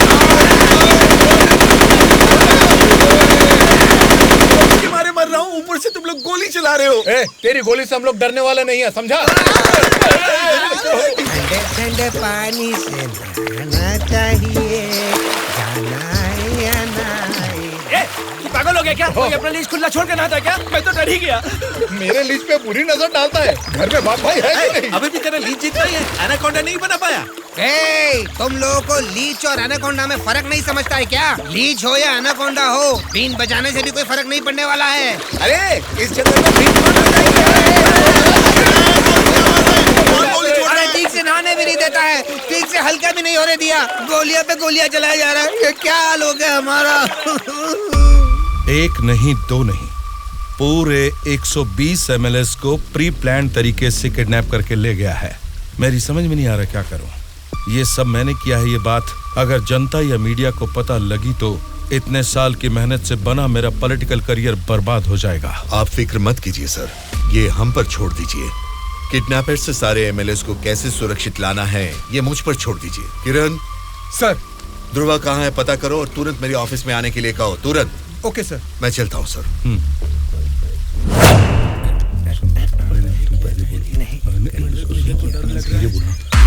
मुझे तो डर लग रहा है। तुम ही बोलो बेटा। क्या है? आपके बारे में सब कुछ पता चल गया बेटा। सच में नाइंसाफी हुई है। मैं सच बोल रहा हूँ, लेकिन गलती तो उसने की है। फिर हम लोगों को यहाँ लेकर क्यों आए हो बेटा? चाहिए तो उसको अकेले रख लो और हम लोगों को छोड़ दो बेटा। ठीक है, तुम लोग कह रहे हो तो मैं तुम्हें छोड़ दूंगा। उससे पहले मैं तुम सबसे 3 सवाल पूछूंगा। अगर तुमने सही जवाब दिया तो मैं तुम सबको आज ही छोड़ दूंगा। पहला सवाल, आप में से सनी लियोन को कितने लोग जानते हैं? क्यों नहीं जानते सर, वो तो मेरी पसंदीदा फिल्म स्टार हैं। उसे देखे बिना मुझे नींद ही नहीं आती, समझे? दूसरा सवाल, पूजा हेगड़े को कितने लोग जानते हैं? पूजा हेगड़े का मैं बहुत बड़ा फैन हूँ बेटा। एक चुम्मा, एक चुम्मा, एक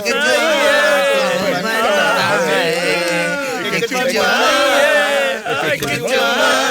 बेटा एक दूसरा गाना सुनाता हूँ, सुनो तुम।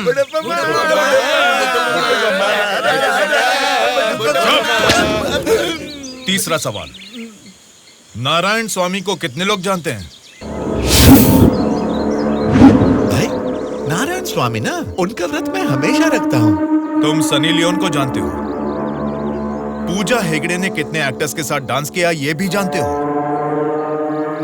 लेकिन जनता के लिए अपनी जान भी कुर्बान करने वाले नारायण स्वामी को नहीं जानते। कौन है बेटा वो?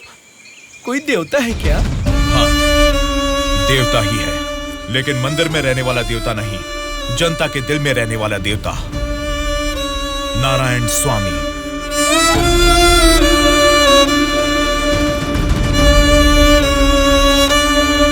नमस्कार सर। नमस्ते माँ जी। नमस्ते नमस्ते।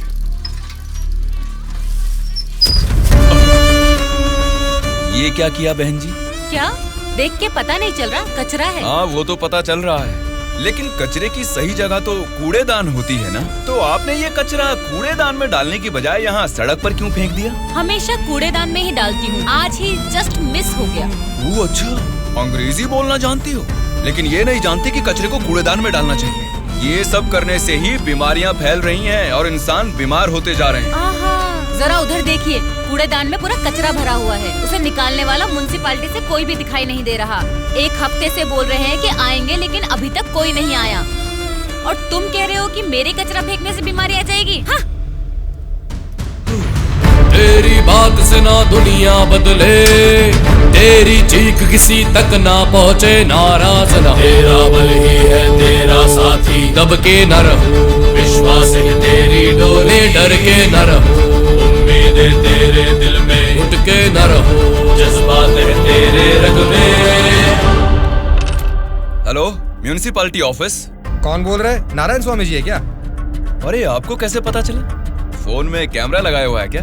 वो कुछ नहीं सर, हमारी गवर्नमेंट ऑफिस में जब लैंडलाइन बजती है तो वो आप ही का फोन होता है सर। बोलिए। सौंदर्य कॉलोनी में कूड़ेदान पूरा भर गया है बेटा, सारी कॉलोनी में बदबू फैल रही है, इसे जल्द से जल्द साफ करो। ओ ऐसा क्या? उसे साफ करने का काम हमारा नहीं है, प्राइवेट वालों को कॉन्ट्रैक्ट दिया है। क्या कहा?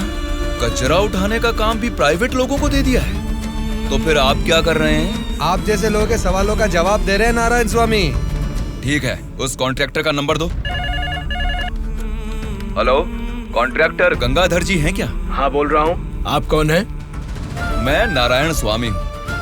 सौंदर्य नगर का कचरा उठाने का कॉन्ट्रैक्ट आपने ही लिया है ना? हाँ हाँ मैंने ही लिया है। यहाँ का कूड़ेदान ऊपर तक भर चुका है, पूरी कॉलोनी में बदबू फैल गई है, आप इसे क्लीन क्यों नहीं करते? अच्छा, वो पुराना टेंडर खत्म हो गया है सर, नया टेंडर अगले महीने में डाल रहे हैं, नया टेंडर आने के बाद ही क्लीन करेंगे, समझे? हाँ तो तब तक इसे ऐसे ही छोड़ देंगे क्या? थोड़ी जिम्मेदारी निभाइए। जिम्मेदारी की इतनी फिक्र है तो खुद ही क्लीन कर लो ना।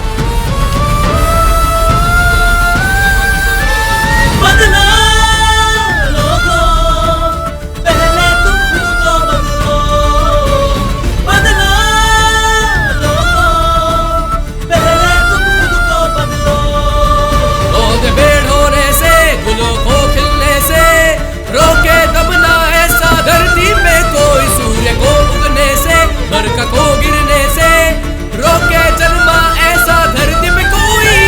बदला लोगों, पहले तुम खुद को बदलो।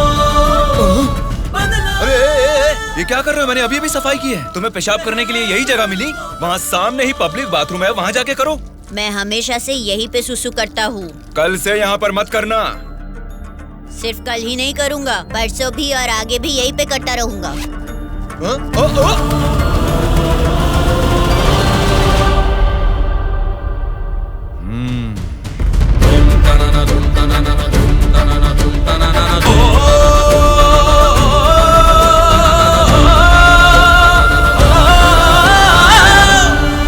क्या हुआ? क्यों नहीं पेशाब किया?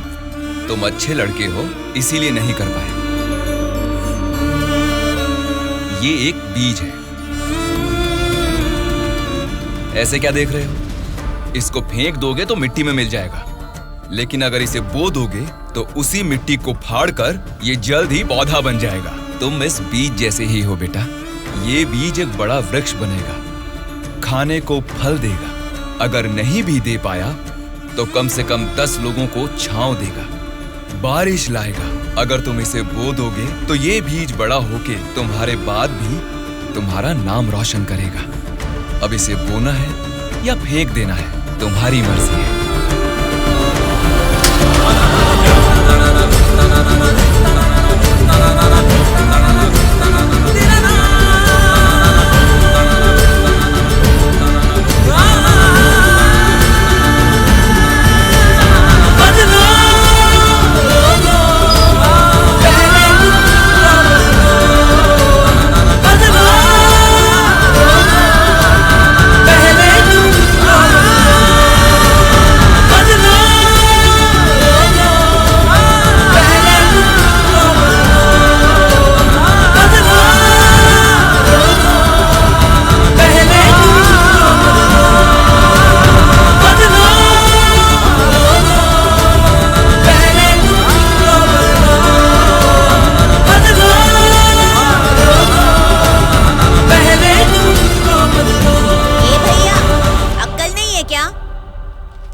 यहाँ इतनी सफाई है, यहाँ सुसु क्यों कर रहा है? वहाँ पब्लिक टॉयलेट है, उधर जाके सुसु करना। अरे वहाँ जाके हल्का होने का 2 रुपए लेते रे, पीने का पानी 1 रुपए रे, और हल्का होने के लिए 2 रुपए कहाँ से लाऊं मैं?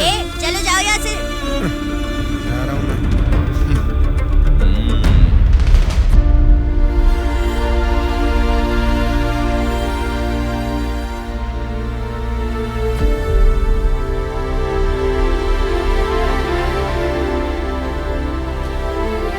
बेटा, राष्ट्रीय झंडे को उल्टा नहीं लगाते, गलत बात। राष्ट्रीय झंडे को ऐसे लगाते हैं, ऊपर केसरी नीचे हरा। चलो झंडा फहराओ। क्या सोच रहे हो? तुम्हारा बोया हुआ बीज ही नहीं, मेरा बोया हुआ बीज भी बढ़ने लगा है। जल्द ही पेड़ बन जाएगा। चलो ठहराओ।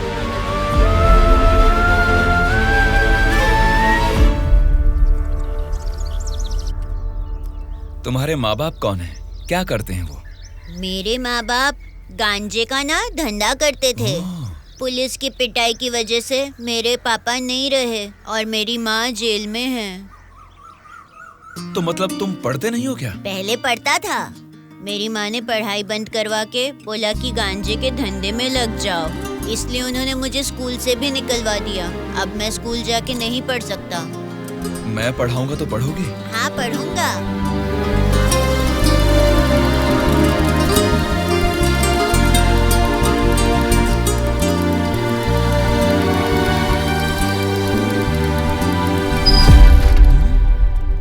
क्या कर रहे हो?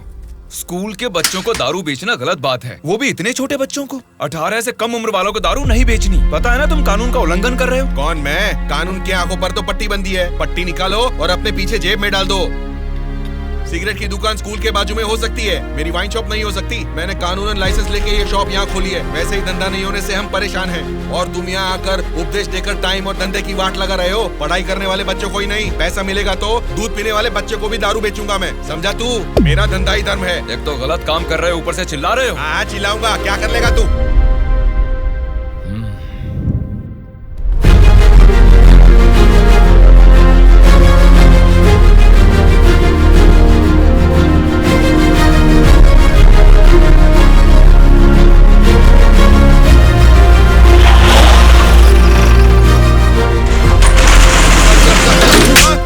इंस्पेक्टर साहब, आप इस पर इस तरह हाथ नहीं उठा सकते। इसको कल आपको कोर्ट में हाजिर करना चाहिए। उसकी दारू की दुकान बंद करा के आपने हमारे लिए अच्छा काम किया है साहब। सच में आप जैसे लोग नेता बनेंगे तो हमारे लिए बहुत अच्छा काम करेंगे साहब।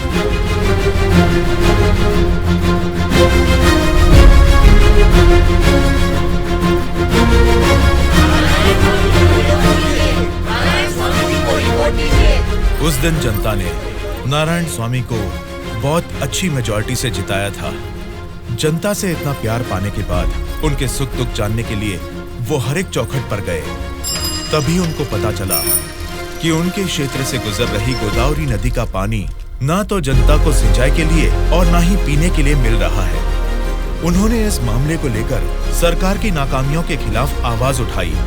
उस चुनाव क्षेत्र की रेडियस कितनी है, वहाँ के भौगोलिक हालात क्या है, वहाँ के मौसम से कितनी बुआई करनी पड़ेगी जिससे किसानों को अच्छी पैदावार मिले, ऐसे बहुत सारे समस्याओं पर एक किताब ही लिखकर जनता के बीच में गए और उनसे बात की। सच कहूँ तो आज मैं नहीं जीता, बल्कि मुझे जिताकर आप सब ने लोकतंत्र को जिताया है। इस बदलाव से देश की राजनीति में एक नई शुरुआत होगी। मेरे हाथ में जो किताब देख रहे हैं, इसमें हमारे चुनाव क्षेत्र की कमियों, आप सभी की जरूरतों और उनको मैं कैसे पूरा कर सकता हूँ, इसमें मैंने ये सब लिखा है। आज से ये हमारे चुनाव क्षेत्र का संविधान है। मैं असेंबली में खड़े होकर आपकी इन सभी समस्याओं के लिए लड़ूंगा।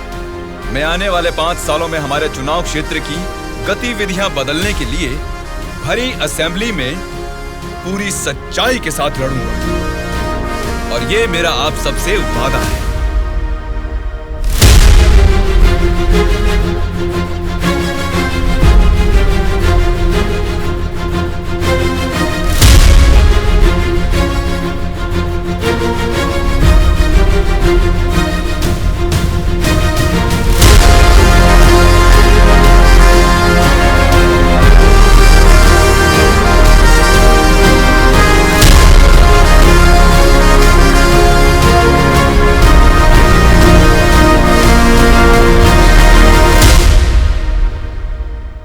स्पीकर महोदय, ये हमारे चुनाव क्षेत्र की समस्याओं की किताब है।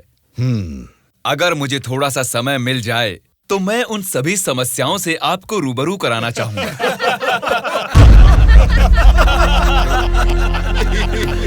अरे आप लोग हंस क्यों रहे हैं? मैंने कोई कॉमेडी की है क्या? नहीं ना, हंसना बंद कीजिए। अध्यक्ष महोदय, नारायण स्वामी जी को देखकर ऐसा नहीं लगता कि असेंबली में आए हैं, किताब लेकर स्कूल में पढ़ने आए हैं ऐसा लगता है। अरे ये आप क्या कह रहे हैं? इसमें हमारे चुनाव क्षेत्र की समस्याएं लिखी हैं। Silence, silence. स्पीकर महोदय ने साइलेंस बोला, आप फिर भी हंस रहे हैं। चुप हो जाइए। ये क्या स्पीकर महोदय, ये तो आपकी भी नहीं सुन रहे। The house is adjourned. Tomorrow at 8 a.m. चलो यार, चलो।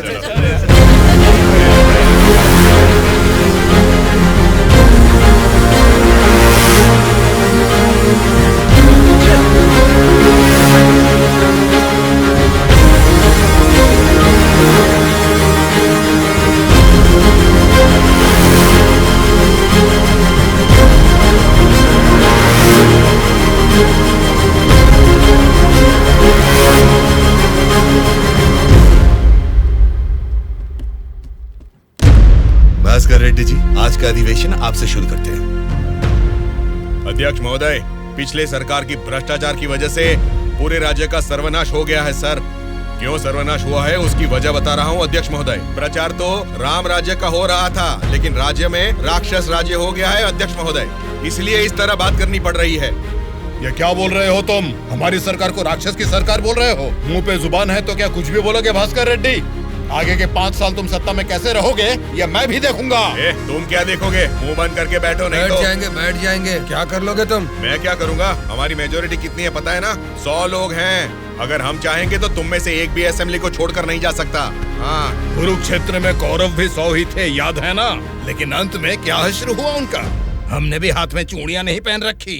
बहुत बोल चुके हो तुम, अब बैठ जाओ। तुम कौन होते हो हमें बिठाने वाले?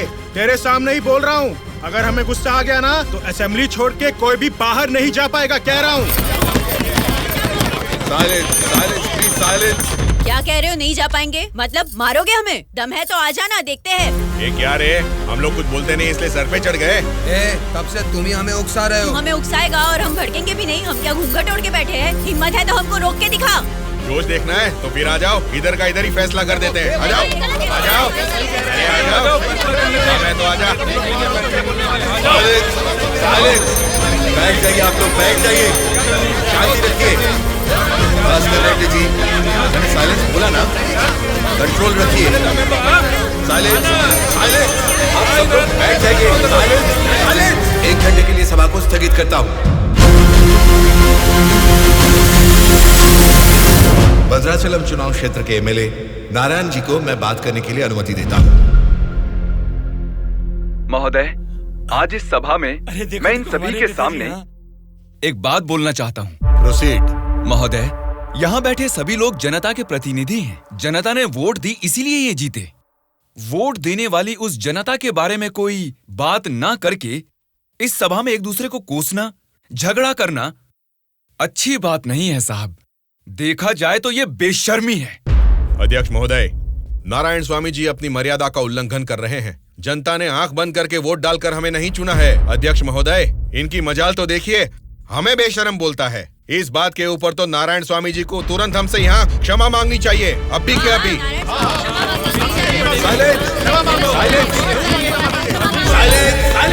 भास्कर रेड्डी जी, अरे मैंने तो लोकतंत्र की बेशर्मी बोला था, आपको बेशर्म नहीं बोला।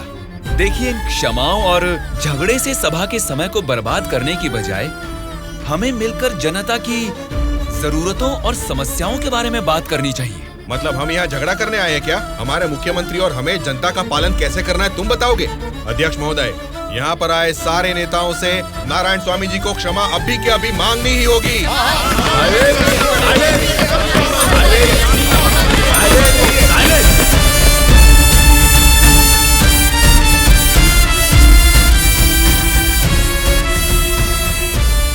उनके बर्ताव से तुम क्यों दुखी हो रहे हो? सब ठीक हो जाएगा साहब, एक बार फिर आपको बोलने का मौका जरूर मिलेगा साहब। गूंगे को माइक पकड़ा देंगे तो कुछ फायदा थोड़ा ही होगा। जितने भी मौका देंगे होने वाला कुछ नहीं है। सोच समझ के तो बात ही नहीं कर पाता है ये। बोलू, क्या बात कर रहा है तू?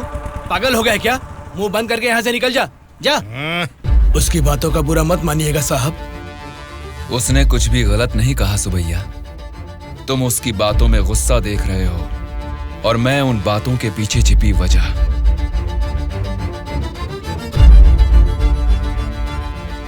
महोदय, हमारे चुनाव क्षेत्र में सारे संसाधन हैं, लेकिन उन्हें कैसे इस्तेमाल करना है हमारे लोग ये ना जानने की वजह से पीछे रह गए हैं।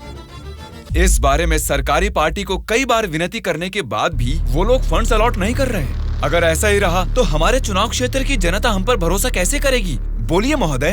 नारायण स्वामी जी, आपके चुनाव क्षेत्र की जनता की समस्या के बारे में अगली बैठक में जरूर चर्चा करेंगे। अब बैठ जाइए। स्पीकर महोदय, अभी तो मैंने बस अपनी बात रखनी शुरू ही की है और आप मुझे बैठने के लिए बोल रहे हैं। नारायण स्वामी जी, प्लीज आप बैठ जाइए। श्रीनिवास जी, आप बात कीजिए। अध्यक्ष महोदय, इस सभा में सभी को बोलने का अधिकार है। मुझे अपने चुनाव क्षेत्र की समस्याओं के बारे में बात करने दीजिए। प्लीज नारायण स्वामी जी, आप बैठ जाइए। कम से कम मुझे 10 मिनट तो बोलने दीजिए महोदय, विनती है। श्रीनिवास जी, आप अपनी बात रखिए। स्पीकर साहब, सीएम के राज्य में राज की हालत देखेंगे तो द्वापर युग का मानो राम राज्य वापस आ गया हो महोदय। ये बात मैं नहीं कह रहा हूँ, स्वयं जनता जनार्दन बोल रही है महोदय। स्पीकर साहब, राम ने राज किया त्रेता युग में, द्वापर युग पाला है श्री कृष्ण जी ने। पहले ठीक से इतिहास को जान ले, फिर बात करें। बोला था ना, गूंगे को माइक थमा देने से कुछ नहीं होने वाला। देख लिया, नेता तो ऐसा होना चाहिए जिसके सदन में बोलने से सब थर-थर कांपे, सबकी धज्जियां उड़े, जरूरत पड़े तो वो लड़ने पे आ जाए। ये सारे गुण होते हैं सदन के नेता के। और हमारे इस नेता को देखो, इनमें एक भी ऐसा गुण नहीं है। हम सभी लोगों ने अपनी पढ़ाई लिखाई बंद करके आपको इलेक्शन जितवाया था। किस लिए? ताकि हम सब लोग बेरोजगार बैठे रहे, कुछ ना करें। लेकिन आपको देख के तो लगता नहीं है कि आप हमारी समस्याओं को दूर कर पाएंगे। ऐसा बोल रहा हूँ बोल के कुछ गलत मत समझिए। असेंबली में गला फाड़ के चिल्ला के बात करने वाले को ही नेता बोलते हैं। एक जुझारू नेता ही हमारी समस्या को सुलझा सकते हैं। एक सलाह देता हूँ, एमएलए पद से ना आज ही इस्तीफा दे दो। भद्राचल के चुनाव क्षेत्र के एमएलए नारायण स्वामी जी को बात करने के लिए अनुमति देता हूँ। अध्यक्ष महोदय, हमारे चुनाव क्षेत्र के चारों ओर पानी ही पानी है, लेकिन एक घूंट भी पीने लायक नहीं है महोदय। वहाँ के लोगों की स्थिति बहुत खराब है महोदय, जरा उनके बारे में कुछ सोचिए। और सिर्फ एक यही समस्या नहीं है साहब, शिक्षा, चिकित्सा, रोड, मैं तो कहता हूँ पूरा क्षेत्र समस्याओं ही समस्याओं से भरा है महोदय। इसीलिए मेरी आपसे विनती है कि अध्यक्ष महोदय, नारायण स्वामी जी के चुनाव क्षेत्र में सिर्फ और सिर्फ जनता को ही सारी समस्याएं हो रही है, लेकिन इनके राज्य में सरकार बनाने वाली पार्टी के गुंडों की वजह से वहाँ की जनता की जान जा रही है। अध्यक्ष महोदय, सत्ता इनके हाथ में है और पैसे बनाना ही इनकी पार्टी का मकसद है। दरअसल सत्ता में रहकर इन्हें अपनी दारू की दुकानें चलानी है और सारा इल्जाम हम पे थोपना है। अध्यक्ष महोदय, हम सिर्फ दारू की दुकान ही चला रहे हैं साहब। ये विपक्ष के लोग जब सत्ता में थे तब सीधा ब्रोथेल हाउस ही चला रहे थे। हाँ साहब, ये सही कह रहा हूँ मैं। जरा उनको देखिए, बोलते कुछ है, करते कुछ और है। देखिए सर, ये कैसी बातें कर रहा है, कितना गिरा हुआ आदमी है ये अध्यक्ष महोदय। Silence, silence. मैंने क्या गलत कह दिया अध्यक्ष महोदय? ये रमा देवी कौन है, क्या चरित्र है इनका? एक जमाने में रेड लाइट एरिया में उन्होंने क्या गुल खिलाए हैं सब जानते हैं।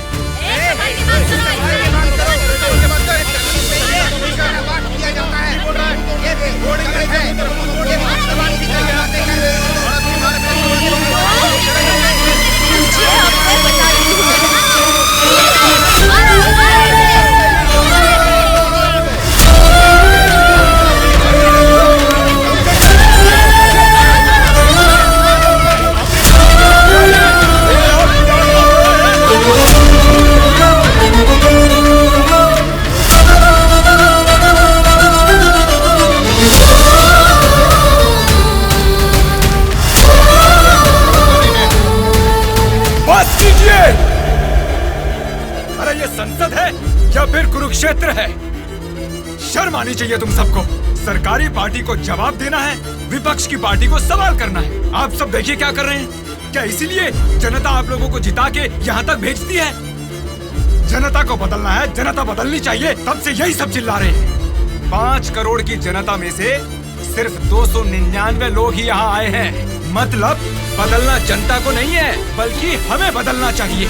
हमारे ऊपर भरोसा करके हमको वोट देके जिताने वाली जनता के लिए हमें कोई लड़ाई या जंग करने की जरूरत नहीं है, बल्कि उनकी समस्याओं की चर्चा करके उनकी जरूरतों को पूरा कर दें, यही बहुत है। लेकिन तुम लोग देखो क्या कर रहे हो, सिर्फ और सिर्फ अपने फायदों के बारे में सोच रहे हो और भोली भाली जनता को धोखा दे रहे हो। ये सब कुछ मैं इसलिए नहीं बोल रहा कि मैंने मार खाई और मेरा कुर्ता फट गया। ये एक बहुत ही पवित्र और महापुरुषों की जगह है, ये संसद भवन है। देखा जाए तो यहाँ पर आप जैसे लोगों के लिए कोई स्थान नहीं है। यहाँ पर सिर्फ साहसी, सच्चाई का साथ देने वाले ईमानदार लोग ही आने चाहिए। जब ऐसे लोग इस संसद भवन में आने शुरू होंगे, सिर्फ और सिर्फ तभी इस राज्य और देश का भला हो सकता है।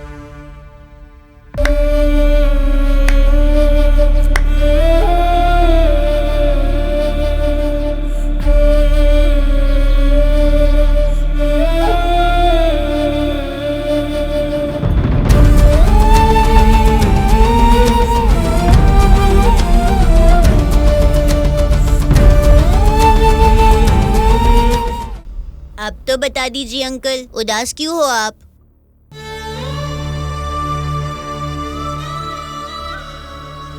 मैं हार गया।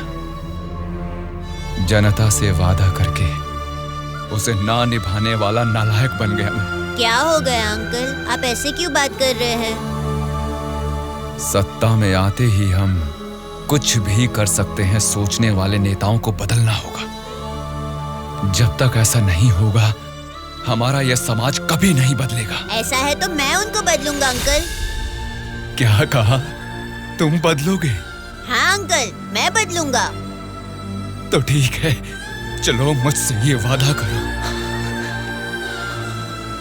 मैं वादा करता हूँ अंकल, उन सब को मैं सच में बदल दूंगा।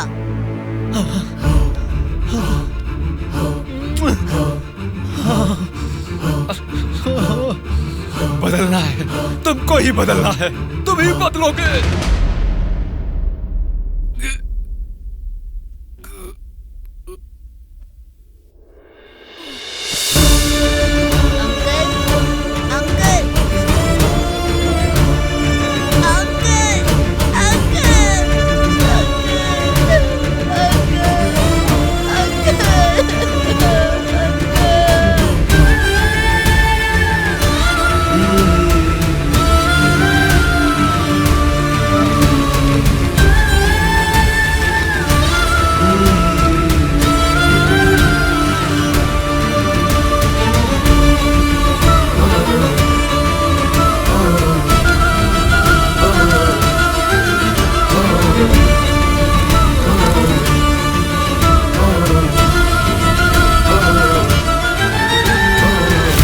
पिताजी के साथ किसी ने क्या किया, उससे हमारा क्या लेना देना?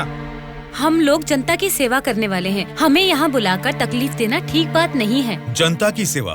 क्या जनता की सेवा करते हैं आप लोग? एक एक करके बताइए। हर महीने बुजुर्गों को राशन मिल रहा है, और यही नहीं, अपाहिजों को हर महीने पेंशन दिया जा रहा है, बेरोजगारों को बेरोजगारी भत्ता दिया जा रहा है। इतने अच्छे काम कर रहे हैं, ये सब सेवा नहीं है क्या?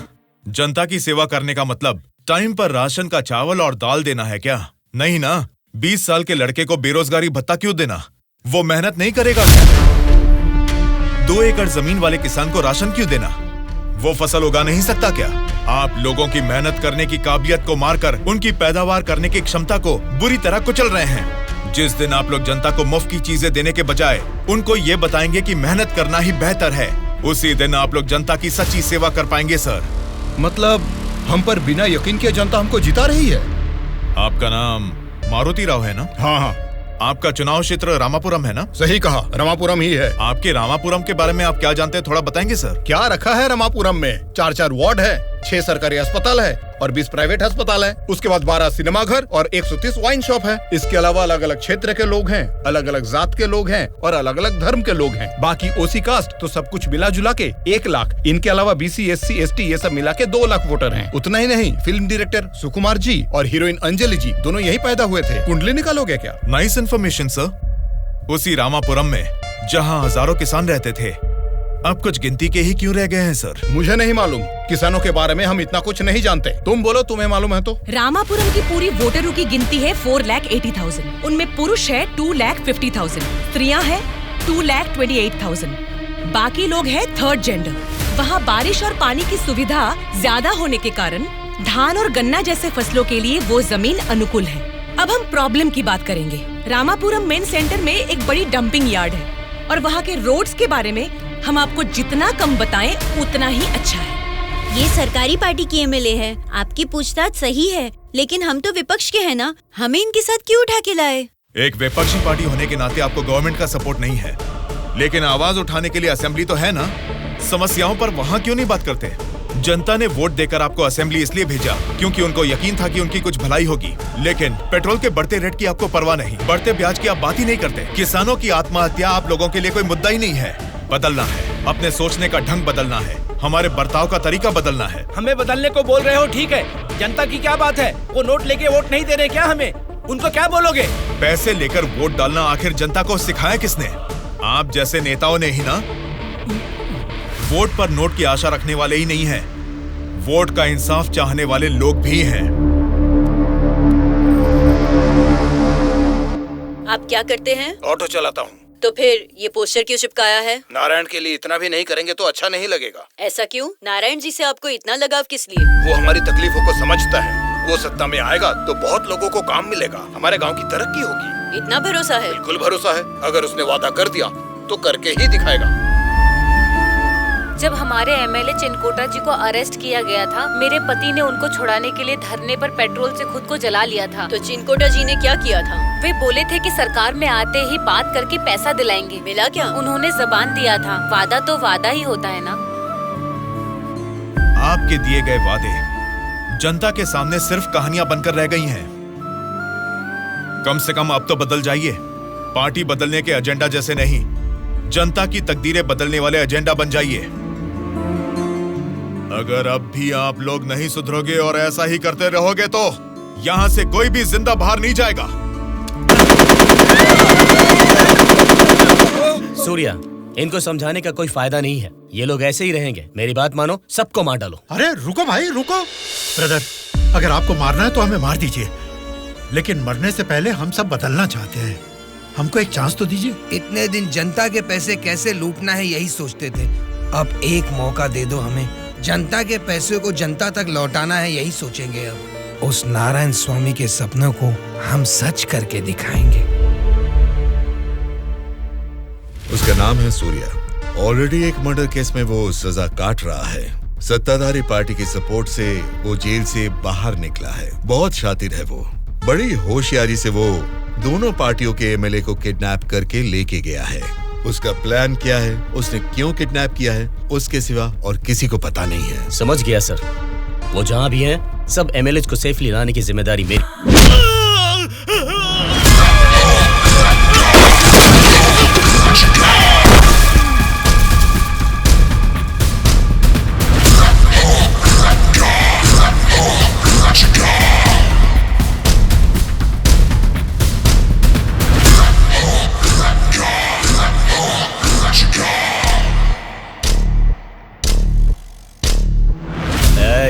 इनको मार के एमएलए को लेकर जल्दी आ रहे हैं। कौन आता है देखता हूँ। रुक जाओ।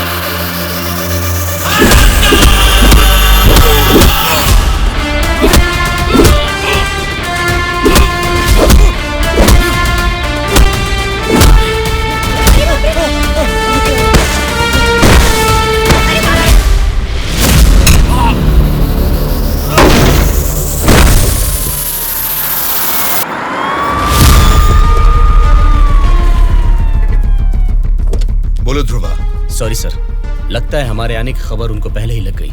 What? हाँ सर, जब तक हम पहुंचे वो सब एमएलए को लेकर यहाँ से चला गया। तो अब क्या होगा? आज शक्ति परीक्षण है। आज अगर एमएलए को नहीं ला पाएंगे तो स्टेट पे एक बड़ा इशू बन जाएगा। तुम किसी भी कीमत पर उन एमएलए को यहाँ ले आओ। Okay sir, I will try my level best.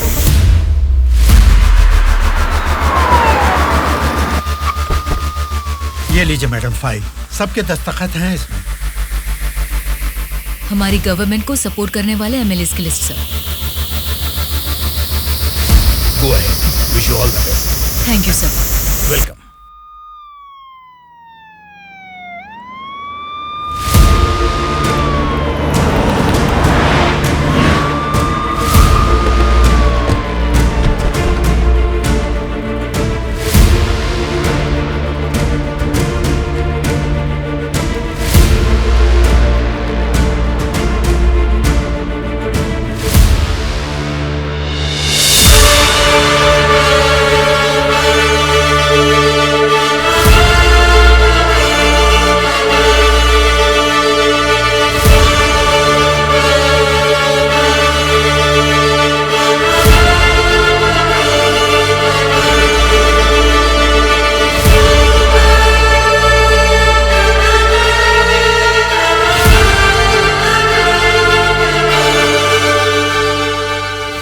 राज्य में पहली बार महिला चीफ मिनिस्टर बनने के लिए कांग्रेचुलेशंस श्यामला भारती जी।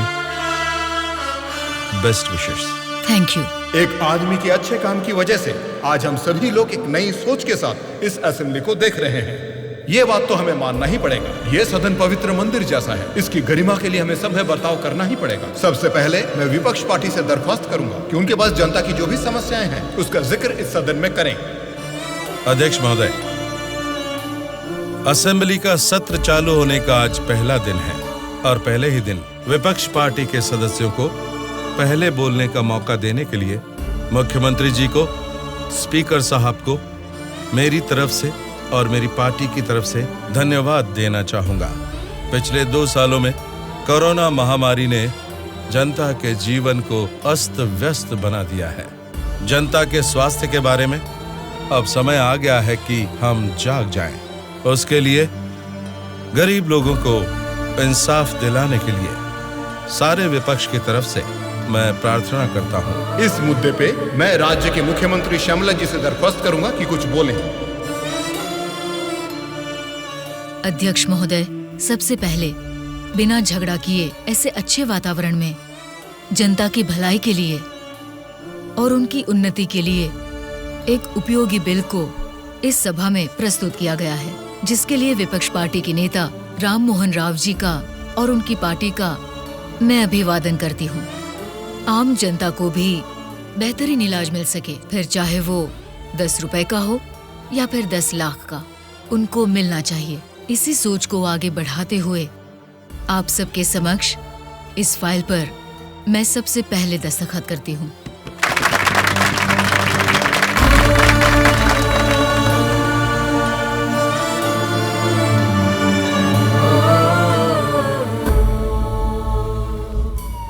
तुमने जो सोचा उसे पा लिया सूर्या। नेक्स्ट टारगेट क्या है?